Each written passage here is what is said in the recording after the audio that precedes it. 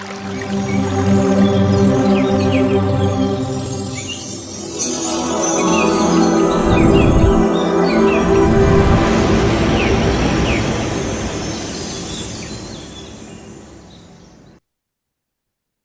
Madam, ನಮಸ್ತೆ. ಬ್ರಹ್ಮರ್ಷಿ ಪಿತಾಮಹ ಪತ್ರಿಜಿ ಗುರುಗಳಿಗೂ, ಸ್ವರ್ಣಮಾಲ ಅಮ್ಮಣ್ಣವರಿಗೂ, ಎಲ್ಲ ನನ್ನ ಪ್ರೀತಿಯ ಧ್ಯಾನ ಬಂಧುಗಳಿಗೂ ನನ್ನ ಹೃದಯಪೂರ್ವಕವಾದ ಆತ್ಮ. ಇವತ್ತಿನ ವಿಷಯ ಭೂಮಿಗೆ. ಓಕೆ, ತಿಳ್ಕೊಳ್ಳೋಣ. ಅಂದ್ರೆ ಪ್ರತಿಯೊಬ್ಬರಿಗೂ, ಪ್ರತಿಯೊಂದು ಆತ್ಮನು ಇಲ್ಲಿ ಒಂದು ಉದ್ದೇಶ ಪೂರ್ವಕವಾಗಿನೇ ಭೂಮಿಗೆ ಬರುತ್ತೆ. ಅಂದ್ರೆ ನಮ್ ಪರ್ಪಸ್ ನಾವು ತಿಳ್ಕೊಬೇಕು. ಏನಾಗ್ತಾ ಇದೆ ಅಂದ್ರೆ, ನಮ್ ಪರ್ಪಸ್ ಇಲ್ಲಿ ತಿಳ್ಕೊಳ್ದೆ ಇರೋದಕ್ಕೆ ನಾವು ಜನ್ಮಗಳು ಎತ್ತಾ ಇದೀವಿ. ಏನಾಗ್ತಾ ಇದೆ ಅಂದ್ರೆ, ನಮ್ಮ ನಮ್ಮ ಮೂಲ ಏನು, ಎಲ್ಲಿಂದ ಬಂದಿದೀವಿ, ಮತ್ತೆ ಯಾಕೆ ಆ ಮೂಲಕ್ ನಾವು ಹೋಗಕ್ ಆಗ್ತಾ ಇಲ್ಲ, ನಮ್ಮ ಲೋಕ ಯಾವುದು. ಸೊ ಇದೆಲ್ಲ ಬಂದು ನಮ್ಗೆ ಅದ್ರ ಬಗ್ಗೆ ಒಂದು ಅರಿವು ಇದ್ದಾಗ, ಅವಾಗ ಈ ಮನಸ್ಸು ಹೇಗೆ ಲೌಕಿಕವಾಗಿ ಓಡ್ತಾ ಇದೆಯಲ್ಲ, ಈ ಬಾಹ್ಯವಾಗಿ ಓಡ್ತಾ ಇರೋ ಮನಸ್ಸು ಆಗ ಪ್ರಾಪಂಚ ಅಂತರ್ಮುಖವಾಗಿ ಆಧ್ಯಾತ್ಮಿಕ ಕಡೆ ನಾವು ಅದನ್ನ ತಿರುಗಿಸ್ಬೇಕು. ಯಾವಾಗ ನಮ್ಮ ಈ ಮನಸ್ಸನ್ನು ಆಧ್ಯಾತ್ಮಿಕವಾಗಿ ತಿರುಗಿಸಿ ಅಂತರ್ಮುಖ ಮಾಡಿ ಅದಕ್ಕೆ ಸತ್ಯ ದರ್ಶನ ಮಾಡಿಸ್ತೀವೋ, ಸತ್ಯ ಅರ್ಥ ಮಾಡಿಸ್ತೀವೋ, ಅಲ್ಲಿವರೆಗೂ ನಮ್ಮನ್ನ ಏಮಾರಿಸ್ತಾ ಇರುತ್ತೆ ಮಾಸ್ಟರ್ಸ್. ಈ ಮನಸ್ಸು ಎಂಬುದು ಬಹಳ ಬಲಿಷ್ಠವಾದದ್ದು. ಯಾಕಪ್ಪ ಅಂದ್ರೆ ಅದು ಯಾವತ್ತೂ ಬಂದು ನಮ್ಮನ್ನ ಸತ್ಯ ತಿಳ್ಕೊಳಕ್ಕೆ ಬಿಡೋದೇ ಇಲ್ಲ. ಯಾಕಂದ್ರೆ ಅದಕ್ಕೆ ಬೇಕಾಗಿರೋದು ನಮ್ಮನ್ನ ಯಾವತ್ತೂ ಬಂದು ಲೌಕಿಕ ವಿಷಯದಲ್ಲೇ ಬಂಧನಕ್ಕೆ ಒಳಗಾಗಬೇಕು. ನಾವು ಸತ್ಯ ತಿಳ್ಕೊಬಾರ್ದು. ಆ ಸತ್ಯ ಏನಂತ ತಿಳ್ಕೊಂಡ್ರೆ ಅದಕ್ಕೆ ಅದು ಬಲಹೀನ ಆಗ್ಬಿಡತ್ತೆ. ಸೊ ಅದಕ್ಕೆ ಆದಷ್ಟು ಆ ಮನಸ್ಸು ಬಂದು ನಮ್ಮನ್ನ ಮನಸ್ಸಿನ ಬಲೆಯಲ್ಲೇ ಸಿಕ್ಕಾಕ್ಸೋಕೆ ನೋಡ್ತಾ ಇರುತ್ತೆ. ಅದ್ರ ಬಲೆಯಲ್ಲಿ ನಾವು ಇರ್ಬೇಕು. ಅದ್ ಬಲೆಯಿಂದ ನಾವು ತಪ್ಪಿಸ್ಕೋಬಾರ್ದು ಅಂತ ಎಚ್ಚರ ವಹಿಸ್ತಾ ಇರುತ್ತೆ. ಅದಕ್ಕೆ ನಮ್ಮನ್ನ ಮಾಯೆಗೆ ಒಳಗಾಗಿ, ನಮ್ಮನ್ನ ಬಂಧನಕ್ಕೆ ಒಳಗಾಗಿ, ನಮ್ಗೆ ಆಸೆ ಹುಟ್ಟಿಸ್ತಾ ಆ ವ್ಯಾಮೋಹಕ್ಕೆ ನಮ್ಮನ್ನ ಅಲ್ಲಿ ಆ ವ್ಯಾಮೋಹಕ್ಕೆ ಸಿಕ್ಕಾಕ್ಸ್ತಾ ಇರುತ್ತೆ ಮಾಸ್ಟರ್ಸ್. ಅರ್ಥ ಮಾಡ್ಕೋಬೇಕು. ಯಾಕಪ್ಪ ಅಂದ್ರೆ ಯಾವ ಮನಸ್ಸು ನಮ್ಮನ್ನ ಇಷ್ಟು ಜನ್ಮಗಳಿಂದ ನಮ್ಮನ್ನ ಏಮಾರಿಸಿಟ್ಟಿತ್ತು, ಅದೇ ಮನಸ್ಸನ್ನು ಆಧ್ಯಾತ್ಮಿಕ ವಿಷಯಗಳನ್ನು ಅದಕ್ಕೆ ಅಭ್ಯಾಸ ಮಾಡಿ, ಜ್ಞಾನವನ್ನು ಅದಕ್ಕೆ ತಿಳಿಸಿ, ಅದನ್ನ ಸದ್ಗುರುವಾಗಿ ಮಾಡಿ, ಅದೇ ಮನಸ್ಸು, ಯಾವ ಮನಸ್ಸು ಇಷ್ಟು ಜನ್ಮಗಳನ್ನ ಏಮಾರಿಸ್ತಾ ಇತ್ತು, ಅದೇ ಮನಸ್ಸು ಸದ್ಗುರುವಾಗಿ ನಿಂತು ನಮ್ಮ ಮೋಕ್ಷಕ್ಕೆ ಮಾರ್ಗ ನೀಡತ್ತೆ, ದಾರಿ ಮಾಡ್ಕೊಡತ್ತೆ. ಅಲ್ಲಿಯವರೆಗೂ ನಾವು ಮನಸ್ಸಿಗೆ ಅಭ್ಯಾಸ ಮಾಡಿಲ್ಲ ಅಂದ್ರೆ ಧ್ಯಾನ ಯಾರಿಗ್ ಬೇಕು? ಧ್ಯಾನ ಬೇಕಾಗಿರೋದು ಮನಸ್ಸಿಗೆ ಅಲ್ವಾ? ಯಾಕಂದ್ರೆ ಮನಸ್ಸು ಹುಚ್ಚುಕುದ್ರೆ ತರ ಹಾರಾಡ್ತಾ ಇರುತ್ತೆ. ಕಣ್ಮುಚ್ಕೊಂಡು ಕೂತ್ಕೊಂಡ್ರು ಕೂಡ ಆಲೋಚನೆ ಜಾಸ್ತಿನೇ ಬರ್ತಾ ಇರುತ್ತೆ ನಮ್ಗೆ. ಯಾಕಪ್ಪ ಅಂದ್ರೆ ಮನಸ್ಸಿನ ಸ್ವಭಾವ ಅದು ಯಾವತ್ತು ಬಂದು ಯಾರು ಬಂದು ಆಲೋಚನೆ ಕಡಿಮೆ ಮಾಡ್ಲಿಕ್ಕೆ ಆಗಲ್ಲ. ನಾವ್ ಅನ್ಕೊಂಡಿದೀವಿ ಆಲೋಚನೆ ಕಡಿಮೆ ಮಾಡೋದೇ ಧ್ಯಾನ ಅಂತ. ಆಲೋಚನೆ ಶೂನ್ಯ ಮಾಡೋಕ್ ಆಗಲ್ಲ. ಯಾಕಂದ್ರೆ ಮನಸ್ಸಿನ ಸ್ವಭಾವ. ಇವಾಗ ಆಲೋಚನೆ ಕಡಿಮೆ ಆಯ್ತಂದ್ರೆ ಮನಸ್ಸು ತಾನಾಗ ನಿಶ್ಚಲ ಆಗ್ಬೇಕಲ್ಲ, ನಿಂತ್ ಬಿಡ್ಬೇಕಲ್ಲ. ಇವಾಗ ನಾವು ಪ್ರಾಪಂಚಿಕದಲ್ಲಿ ಇದೀವಿ, ಪ್ರಾಪಂಚಿಕ ವ್ಯವಹಾರ ಮಾಡ್ಬೇಕು, ಲೌಕಿಕ ಜೀವನ ಮಾಡ್ಬೇಕು ತಾನೆ ಇಲ್ಲಿ. ಬಟ್ ಇಲ್ಲಿ ಇದ್ಕೊಂಡು ಸಾಧನೆ ಮಾಡಿ ನಾವು ಸತ್ಯ ತಿಳ್ಕೊಂಡು ಜೀವನ್ ಮುಕ್ತರಾಗ್ಬೇಕು. ಆ ಮೋಕ್ಷಕ್ಕೆ ನಾವು ಅರ್ಹರಾಗ್ಬೇಕು. ಅಂದ್ರೆ ಈ ಮನಸ್ಸು ಅದು ಏನೆಲ್ಲ ಕೇಳ್ತಾ ಇದೆಯೋ, ಯಾವ್ದೆಲ್ಲ ಇಚ್ಛೆ ಪಡ್ತಾ ಇದೆಯೋ ಅದನ್ನ ನಿರ್ವಹಿಸಕ್ಕೆ ನಾವು ಹೋಗ್ತಾ ಇರ್ತೀವಿ. ಯಾವಾಗ ನಮ್ಮ ಸಾಧನೆಯಲ್ಲಿ ಈ ಮನಸ್ಸು ನಮ್ಮ ಮಾತು ಕೇಳತ್ತೋ, ನಮ್ಮ ತಲೆನಿಗೆ ಬರುತ್ತೋ, ಅವಾಗ ನಾವು ಹೇಳಿದ್ದನ್ನ ಮನಸ್ಸು ಕೇಳುತ್ತೆ ಮಾಸ್ಟರ್ಸ್. ಅವಾಗ ಯೋಗಿಯ ಸ್ಥಿತಿ ಹೊಂದ್ತೀವಿ. ಅಲ್ಲಿಯವರೆಗೂ ನಾವು ಮನಸ್ಸಿಗೆ ಗುಲಾಮ್ನಾಗೆ ಇರ್ತೀವಿ. ಯಾವ ಕಾಲದಲ್ಲೂ ಕೂಡ ಒಬ್ಬ ವ್ಯಕ್ತಿಯಾದವನು ತನ್ನ ಮನಸ್ಸನ್ನು ಗುಲಾಮನಾಗಿ ಮಾಡಲಾರ. ಯಾಕಪ್ಪ ಅಂದ್ರೆ ಮನಸ್ಸೇ ನಮ್ಮನ್ನ ಡ್ರೈವ್ ಮಾಡ್ತಾ ಇದೆ, ಅಂದ್ರೆ ಚಲಿಸ್ತಾ ಇದೆ. ಮನಸ್ಸನ್ನು ಯಾರು ಚಲಿಸ್ತಾ ಇಲ್ಲ, ಮನಸ್ಸೇ ನಮ್ಮನ್ನು ಚಲಿಸ್ತಾ ಇರೋದು, ಮನಸ್ಸೇ ನಮ್ಮನ್ನು ಚಾಲನೆಯಲ್ಲಿ ಇಟ್ಟಿರೋದು. ಇದರಿಂದಾನೇ ನಾವು ಅವಸ್ಥೆ, ದುಃಖ, ನೋವು ಇವೆಲ್ಲವೂ ಕೂಡ ಮನಸ್ಸಿಗೆ ಆಗ್ತಾ ಇರೋದು. ಈ ಸತ್ಯ ನಿಮ್ಗೆ ಅರ್ಥ ಆಗ್ಬೇಕು. ಸೊ ಇಲ್ಲಿ ನಾನು ಬರೋ ಉದ್ದೇಶ ಏನಂದ್ರೆ, ಮೊದಲು ಒಂದು ಭೂಮಿಯ ಒಂದು ಸುಂದರ ಬೃಂದಾವನ ಇದು. ನಾವು ಉನ್ನತ ಲೋಕ ವಾಸಿಗಳು. ನಮ್ಮ ಮನೆ ಇದಲ್ಲ. ಇಲ್ಲಿ ನಾವು ಸುಮ್ನೆ ಒಂದು ವಿಸಿಟರ್ ಆಗಿ ಬಂದಿದೀವಿ ಅಷ್ಟೇನೆ. ಇಲ್ಲಿ ಬಂದು ಇಲ್ಲಿ ಏನಕ್ಕೆ ಬಂದಿದ್ವಿ ಪರ್ಪಸ್? ಒಂದು ಟೂರಿಸ್ಟರ್, ನಾವು ಬಂದು ಒಂದು ಟೂರಿಸ್ಟ್ ಅಷ್ಟೇನೆ. ನಾವು ಇಲ್ಲಿ ಬಂದಿದ್ ಏನ್ ಮಾಡಿದೀವಿ, ಒಂದು ಟೂರಿಸ್ಟ್ ಪ್ಲೇಸ್ ಬಂದಿದೀವ, ವಿಸಿಟ್ ಮಾಡಿದೀವ, ಮತ್ತೆ ನಮ್ ಮನೆಗೆ ಹೋಗಕ್ಕೆ ಬಂದಿರೋದು ಇಲ್ಲಿ. ಅದು ಬಿಟ್ಬಿಟ್ಟು ಇಲ್ಲಿ ನಾವು ಸಂಸಾರ ಮಾಡ್ಕೊಂಡು, ಸಂಸಾರದಲ್ಲಿ ಸಿಕ್ಕಾಕೊಂಡು, ಬಂಧನ ಮಾಡ್ಕೊಂಡು, ಅಜ್ಞಾನದಲ್ಲಿ ಇದ್ದು, ನಮ್ಮ ಮತ್ತೆ ಎಲ್ಲದ್ರ ಮೇಲೆ ವ್ಯಾಮೋಹಕ್ಕೆ ಸಿಲುಕಿ ಇಲ್ಲೇ ತೊಳಲಾಡ್ತಾ ಇರ್ತೀವಿ. ಅದೇ ಮನಸ್ಸಿನ ಒಂದು ಪ್ರಭಾವ. ನೋಡಿ, ಮನಸ್ಸು ಎಷ್ಟು ಜನ್ಮಗಳಿಂದ ನಮ್ಮನ್ನ ಯಾಮಾರಿಸಿ ಇಟ್ಟಿದೆ, ಅಜ್ಞಾನದಲ್ಲಿ ಇಟ್ಟಿದೆ. ಸೊ ಅದಕ್ಕೆ ಮಾಸ್ಟರ್ಸ್ ಅರ್ಥ ಮಾಡ್ಕೋಬೇಕು. ಈ ಮನಸ್ಸು ಯಾವಾಗ್ಲೂ ಬಂದು ಒಂದು ಪ್ರಶಂಸೆ, ಒಂದು ಹೆಸರು, ಕೀರ್ತಿ, ಯಶಸ್ಸು ಇದನ್ನೇ ಬಯಸ್ತಾ ಇರತ್ತೆ. ಮನಸ್ಸಿಗೆ ಅವಮಾನ ಬಯಸಲ್ಲ, ಸೋಲು ಬಯಸಲ್ಲ, ಯಾರಾದ್ರೂ ನಮ್ನ ಟೀಕೆ ಮಾಡಿದ್ರೆ ಬಯಸಲ್ಲ. ಯಾಕಂದ್ರೆ ಮನಸ್ಸಿಗೆ ಇಷ್ಟ ಏನು, ನಮ್ಮನ್ನ ಯಾರಾದ್ರೂ ಹೊಗಳ್ತಾ ಇರ್ಬೇಕು, ನಮ್ಮನ್ನ ಯಾರ ಇಷ್ಟಪಡಲ್ಲ. ಫಸ್ಟ್ ಮನಸ್ಸು ನಾವು ಅರ್ಥ ಮಾಡ್ಕೋಬೇಕು. ಮನಸ್ಸನ್ನ ಅರ್ಥ ಮಾಡ್ಕೊಂಡಿಲ್ಲ ಅಂದ್ರೆ ನಮ್ಮ ಧ್ಯಾನ ಸಾಧನೆ ಸಂಪೂರ್ಣ ಆಗೋದೇ ಇಲ್ಲ ಮಾಸ್ಟರ್ಸ್. ಯಾಕಂದ್ರೆ ನಾವು ಮನಸ್ಸನ್ನ ಪೋಷಣೆ ಮಾಡ್ತಾನೆ ಇದೀವಿ. ಮನಸ್ಸನ್ನು ನಿಶ್ಚಲ ಮಾಡ್ಲಿಕ್ಕೆ ನಾವು ಸಾಧನೆ ಮಾಡ್ತಾ ಇರೋದು. ಹೇಗೆ ನಿಶ್ಚಲ ಆಗತ್ತೆ? ಯೋಗಿಗಳಿಗೂ ನಮ್ಗೂ ಏನು ವ್ಯತ್ಯಾಸ? ಯೋಗಿಗಳಿಗೂ ಈ ಭೌತಿಕ ಜೀವನವನ್ನು, ಸಂಸಾರವನ್ನು ನಾಟಕವಾಗಿ ನೋಡ್ತಾರೆ. ಈ ಜೀವನ ಎಂಬುದು ನಾಟಕ ರಂಗ. ಎಲ್ಲವೂ ಕೂಡ ಒಂದು ನಟನೆ. ನಾವು ಪಾತ್ರಧಾರಿ, ಆ ಭಗವಂತ ಸೂತ್ರಧಾರಿ. ಅರಿವು ನಮ್ಮಲ್ಲಿ ಇಲ್ಲ. ನನ್ನಿಂದಲೇ ನಡೀತಾ ಇರೋದು, ನಾನೇ ಮಾಡ್ತಾ ಇರೋದು ಅನ್ನೋ ಅಜ್ಞಾನ, ಅರಿವು, ಅಹಂಕಾರದಲ್ಲಿ ಇರೋವರೆಗೂ ಯಾವ ಕಾಲದಲ್ಲೂ ಸ್ವರ್ಗ ಪ್ರಾಪ್ತಿನೋ, ಮೋಕ್ಷ ಪ್ರಾಪ್ತಿನೋ, ಇಲ್ಲ ಆತ್ಮಜ್ಞಾನನೋ, ಇದೆಲ್ಲವೂ ಕೂಡ ತುಂಬಾ ನಮ್ಗೆ ದೂರ ಇರುತ್ತೆ ಮಾಸ್ಟರ್ಸ್. ಯಾಕಪ್ಪ ನಮ್ಗೆ ಅದೆಲ್ಲ ಲಭಿಸ್ತಾ ಇಲ್ಲ ಅಂದ್ರೆ, ಫಸ್ಟ್ ನಾವು ಬಿಡ್ಬೇಕಾಗಿರೋದ್ರಲ್ಲಿ ಅಟ್ಯಾಚ್ಮೆಂಟ್, ಬಂಧನ. ಭೂಮಿಗೆ ಬಂದು ಏನ್ ಮಾಡ್ತಾ ಇದೀವಿ? ಎಲ್ಲದಕ್ಕೂ ಬಂಧ ಪಡ್ತಾ ಇದೀವಲ್ಲ. ವ್ಯಕ್ತಿಯ ಮೇಲೆ, ವಸ್ತುಗಳ ಮೇಲೆ, ಸ್ಥಳದ ಮೇಲೆ, ಜಮೀನು ತಗೋ, ಸೈಟ್ ತಗೋ, ಕಾರ್ ತಗೋ, ಬಂಗ್ಲೆ ತಗೋ, ಇದು ಕಟ್ಟಣ, ಅದು ಕಟ್ಟಣ, ಆಭರಣ ತಗೊಳ್ಳೋಣ, ಆಭರಣ ಸೇರ್ಸೋಣ. ನೋಡಿ, ಅದೇ ನಮ್ಗೂ ಯೋಗಿಗಳಿಗಿರೋ ವ್ಯತ್ಯಾಸ. ಅವ್ರು ಯಾಕೆ ಯೋಗಿಗಳಾದ್ರು, ಮಹಾತ್ಮರಾದ್ರು, ಜ್ಞಾನಿಗಳಾದ್ರು ಅಂದ್ರೆ ಅವ್ರು ಎಲ್ಲ ವ್ಯಾಮೋಹ ಬಿಟ್ರು, ಬಂಧನದಿಂದ ಬಿಡುಗಡೆ ಆದ್ರು. ಆದ್ರೆ ನಾವು ಎಲ್ಲದಕ್ಕೂ ಬಂಧ ಪಟ್ಟಿದೀವಿ. ಇಲ್ಲಿ ಕೂಡ ನಾವು ಧ್ಯಾನದಲ್ಲಿ ಬಂದ್ಬಿಟ್ಟು ಇದು ಸಿಗತ್ತಾ, ಅದು ಸಿಗತ್ತಾ ಅಂತ ಬಯಕೆ ಇಟ್ಕೊಂಡ್ ಬಂದ್ರೆ that is not at all A ಧ್ಯಾನ. ನೀವ್ ಧ್ಯಾನಕ್ ಬನ್ನಿ, ನಿಮ್ ಕಷ್ಟಗಳು ಪಾರಾಗತ್ತೆ. ಧ್ಯಾನಕ್ ಬನ್ನಿ, ನಿಮ್ ಸಾಲಗಳು ನಿವಾರಣೆ ಆಗತ್ತೆ, ಸಾಲ ಬಾಧೆಯಿಂದ ನೀವು ಬಿಡುಗಡೆ ಆಗ್ತೀರಾ. ಹೀಗೆಲ್ಲ ಒಂದು ಬಯಕೆ, ನಿರೀಕ್ಷೆ, ಅಪೇಕ್ಷೆ ಇಟ್ಕೊಂಡ್ ಬಂದ್ರೆ ಅದು ಕೂಡ ಅಜ್ಞಾನ ಮಾಸ್ಟರ್ಸ್. ನೀವು ಧ್ಯಾನ ಮಾಡೋದಷ್ಟೇನೆ ನಿಮ್ಮ ಕರ್ತವ್ಯ.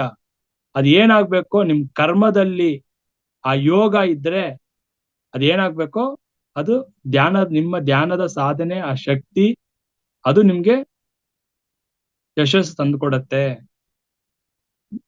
ಅದನ್ನೇ ಹೇಳ್ತಾ ಇರೋದು. ಇಲ್ಲಿ ಫಸ್ಟ್ ನಮ್ಗೆ ಧ್ಯಾನಿಗಳಿಗೆ ಬರೋದು ಫಸ್ಟ್ ಏನಂದ್ರೆ ಪರೀಕ್ಷೆಗಳು. ಅದನ್ನ ಯಾರು ಎದುರ್ಸಕ್ಕೆ ತಯಾರಿ ಇರಲ್ಲ. ಆ ಗಟ್ಸು, ಆ ಧೈರ್ಯ, ಆ ತಾಕತ್ತು, ಆ ಸವಾಲ್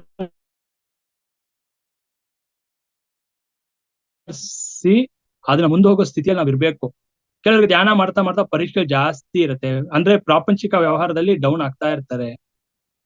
ಅದ್ ಯಾಕಪ್ಪ ಅಂದ್ರೆ ಅವ್ರ ಆತ್ಮ ಇಲ್ಲಿ ಬಂದಿರೋದು ಆ ಆತ್ಮದ ಪುರೋಗತಿಗೋಸ್ಕರ, ಪ್ರಗತಿಗೋಸ್ಕರ, ಆಧ್ಯಾತ್ಮಿಕದಲ್ಲಿ ಉನ್ನತ ಹಂತಕ್ಕೆ ಹೋಗಿ ಮೋಕ್ಷಕ್ಕೆ ಹೋಗ್ಲಿಕ್ಕೆ. ಅವಾಗ ಏನಾಗುತ್ತೆ, ಎಲ್ಲ ಬಿಡ್ಬೇಕಾಗತ್ತೆ. ನಾನ್ ಧ್ಯಾನ ಮಾಡಕ್ ಮುಂಚೆ ಎಲ್ಲ ಚೆನ್ನಾಗೇ ಇದೆ, ಎಲ್ಲ ಸಂಪತ್ತು ಎಲ್ಲ ಲಭಿಸ್ತಾ ಇತ್ತು. ಧ್ಯಾನಕ್ಕೆ ಬಂದಾಗ ಎಲ್ಲ ಕಲ್ಕೊಳ್ತಾ ಇದ್ದೀನಿ ಅಂದ್ರೆ ಅದು ಉನ್ನತ ಸ್ಥಿತಿ. ಅದು ಇಲ್ಲಿ ಕೂಡ ಪಡೆಯೋದಕ್ಕೆ ಬರ್ತಾ ಇದೀವಿ ಅಂದ್ರೆ ದೊಡ್ಡ ಅಜ್ಞಾನ ಅದು. ಇಲ್ಲಿ ನಾವು ಧ್ಯಾನಕ್ಕೆ ಬಂದಿರೋದು ಏನೆಲ್ಲ ಹಿಡಿದು ಇಟ್ಕೊಂಡಿದೀವಲ್ಲ, ಕ್ರಮೇಣ ಬಿಡ್ಲಿಕ್ಕೆ ಬಂದಿರೋದಿಲ್ಲಿ. ನಾವು ಇಲ್ಲಿ ಎಲ್ಲ ಸಂಕಲ್ಪ ಮಾಡ್ಕೊಂಡು ಸಿದ್ಧಿಗಳಿಂದ ಹೋದ್ರೆ ಮುಕ್ತಿ, ಮೋಕ್ಷ. ಈ ಕುಂಭಮೇಳ ಎಲ್ಲಿ, ಯಾವ ಯಾತ್ರೆ, ಯಾವ ಕುಂಭಮೇಳಕ್ಕೆ ಹೋದ್ರು, ನೀವು ಶಿವರಾತ್ರಿ ದಿವಸ ಪೂರ್ತಿ ಗಂಟೆಗಟ್ಲೆ ಕೂತ್ಕೊಂಡ್ರು ಇಲ್ಲ ನಿಮ್ಗೆ ಶಿವನೂ ಒಲಿಯಲ್ಲ, ಆ ಯಾವ ಕರ್ಮನೂ ದಗ್ಧ ಆಗಲ್ಲ ಮಾಸ್ಟರ್ಸ್. ಯಾಕಂದ್ರೆ ಭಗವಂತ ಕೂಡ ಫಸ್ಟ್ ನೋಡೋದು ನೀನ್ ಏನೆಲ್ಲ ಬಿಡಕ್ ರೆಡಿ ಇದೀಯಾ. ಎರಡನೇದು, ನಿಸ್ವಾರ್ಥವಾಗಿ ಸಾಧನೆ ಮಾಡ್ತಾ ಇದೀಯಾ, ನಿಸ್ವಾರ್ಥ ಸೇವೆ ಮಾಡ್ತಾ ಇದ್ಯಾ. ಈ ಲಕ್ಷಣಗಳನ್ನು ನಾವು ಬೆಳೆಸ್ಕೋಬೇಕು ಆಧ್ಯಾತ್ಮಿಕದಲ್ಲಿ. ಅವಾಗ ನಾವು ಆ ದೇವತೆ ಸ್ಥಿತಿಗೆ ಹೋಗ್ತೀವಿ. ಮಾನವರಿಗೆನೆ ಭಗವಂತ ಕೊಟ್ಟಿರೋದು ಮುಕ್ತಿ ಮೋಕ್ಷ, ದೇವತೆಗಳು ಕೂಡ ಮುಕ್ತಿ ಮೋಕ್ಷ ಇಲ್ಲ. ಅರ್ಥ ಮಾಡ್ಕೊಳ್ಳಿ ಸತ್ಯ. ನಾವು ಯಾರನ್ನೆಲ್ಲ ದೇವತೆಗಳನ್ನ ಆರಾಧನೆ ಮಾಡ್ತೀವಲ್ಲ, ದೇವತೆಗಳು ಕೂಡ ಮೋಕ್ಷ ಇಲ್ಲ. ಅವ್ರ ಪುಣ್ಯ ಫಲ ಖಾಲಿ ಆಗೋವರೆಗೂ ಮತ್ತೆ ಮನುಷ್ಯರಾಗಿ ಬಂದು ಇಲ್ಲಿ ಜನ್ಮ ತಗೊಂಡು ಮತ್ತೆ ಮುಕ್ತಿ ಮೋಕ್ಷ ಹೊಂದಬೇಕು. ಅವರು ಕೂಡ ಅವಧಿ ಕಾಲ ಇದೆ ಮಾಸ್ಟರ್ಸ್. ದೇವತೆ ನೀವ್ ಯಾರೆಲ್ಲ ಹೇಳ್ತೀವಿ ಇವ್ರು, ಅವ್ರದ್ದು ಕೂಡ ಇಷ್ಟು ಕಾಲದವರೆಗೂ ಅವ್ರಿಗೆ ಅದು ಆ ಸ್ಥಾನ. ದೇವತೆಗಳಂತ ಯಾರೆಲ್ಲ ಹೇಳ್ತೀವಲ್ಲ, ಯಾಕಂದ್ರೆ ಅವರು ಕೂಡ ಮೋಕ್ಷಕ್ಕೆ ಅರ್ಹರಲ್ಲ. ಮನುಷ್ಯನಿಗೆ ಮಾತ್ರನೇ, ಮಾನವನಿಗೆ ಮಾತ್ರನೇ ಮೋಕ್ಷಕ್ಕೆ ಅರ್ಹತೆ ಕೊಟ್ಟಿರೋದು ಭಗವಂತ. ಸೊ ನಾವು ಇಲ್ಲಿ ಬಂದಿರೋದು ಮೋಕ್ಷಕ್ಕೆ ಹೋಗ್ಬೇಕು ಅಂತಾನೆ, ಮೋಕ್ಷ ಹೊಂದಬೇಕು. ಅಂದ್ರೆ ಯಾಕಪ್ಪ ಅಂದ್ರೆ ಇಲ್ಲಿ ಮಾಯೆ ಪ್ರಭಾವ ಆಗಿದೆ. ಒಂದ್ ಕಡೆ ಮಾಯೆ, ಇನ್ನೊಂದು ಕಡೆ ನಾವು ಬಂಧನಕ್ಕೆ ಸಿಕ್ಕಾಕೊಳ್ತಾ ಇರ್ತೀವಿ. ಸೊ ಇವಾಗನೆಲ್ಲ ನಾವು ಬಂದು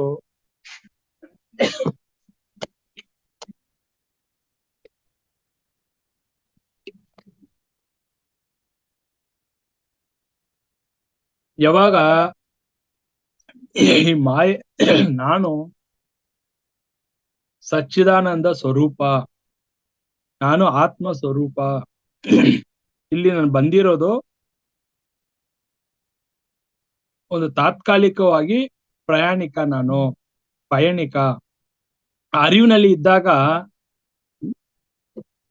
ನಾನು ಯಾರು ಎಂಬುದು, ನನ್ನ ಉದ್ದೇಶ ಅಂತ ನಮ್ಗೆ ಬೇಗ ಗೊತ್ತಾಗ್ಬಿಡುತ್ತೆ ಮಾಸ್ಟರ್ಸ್.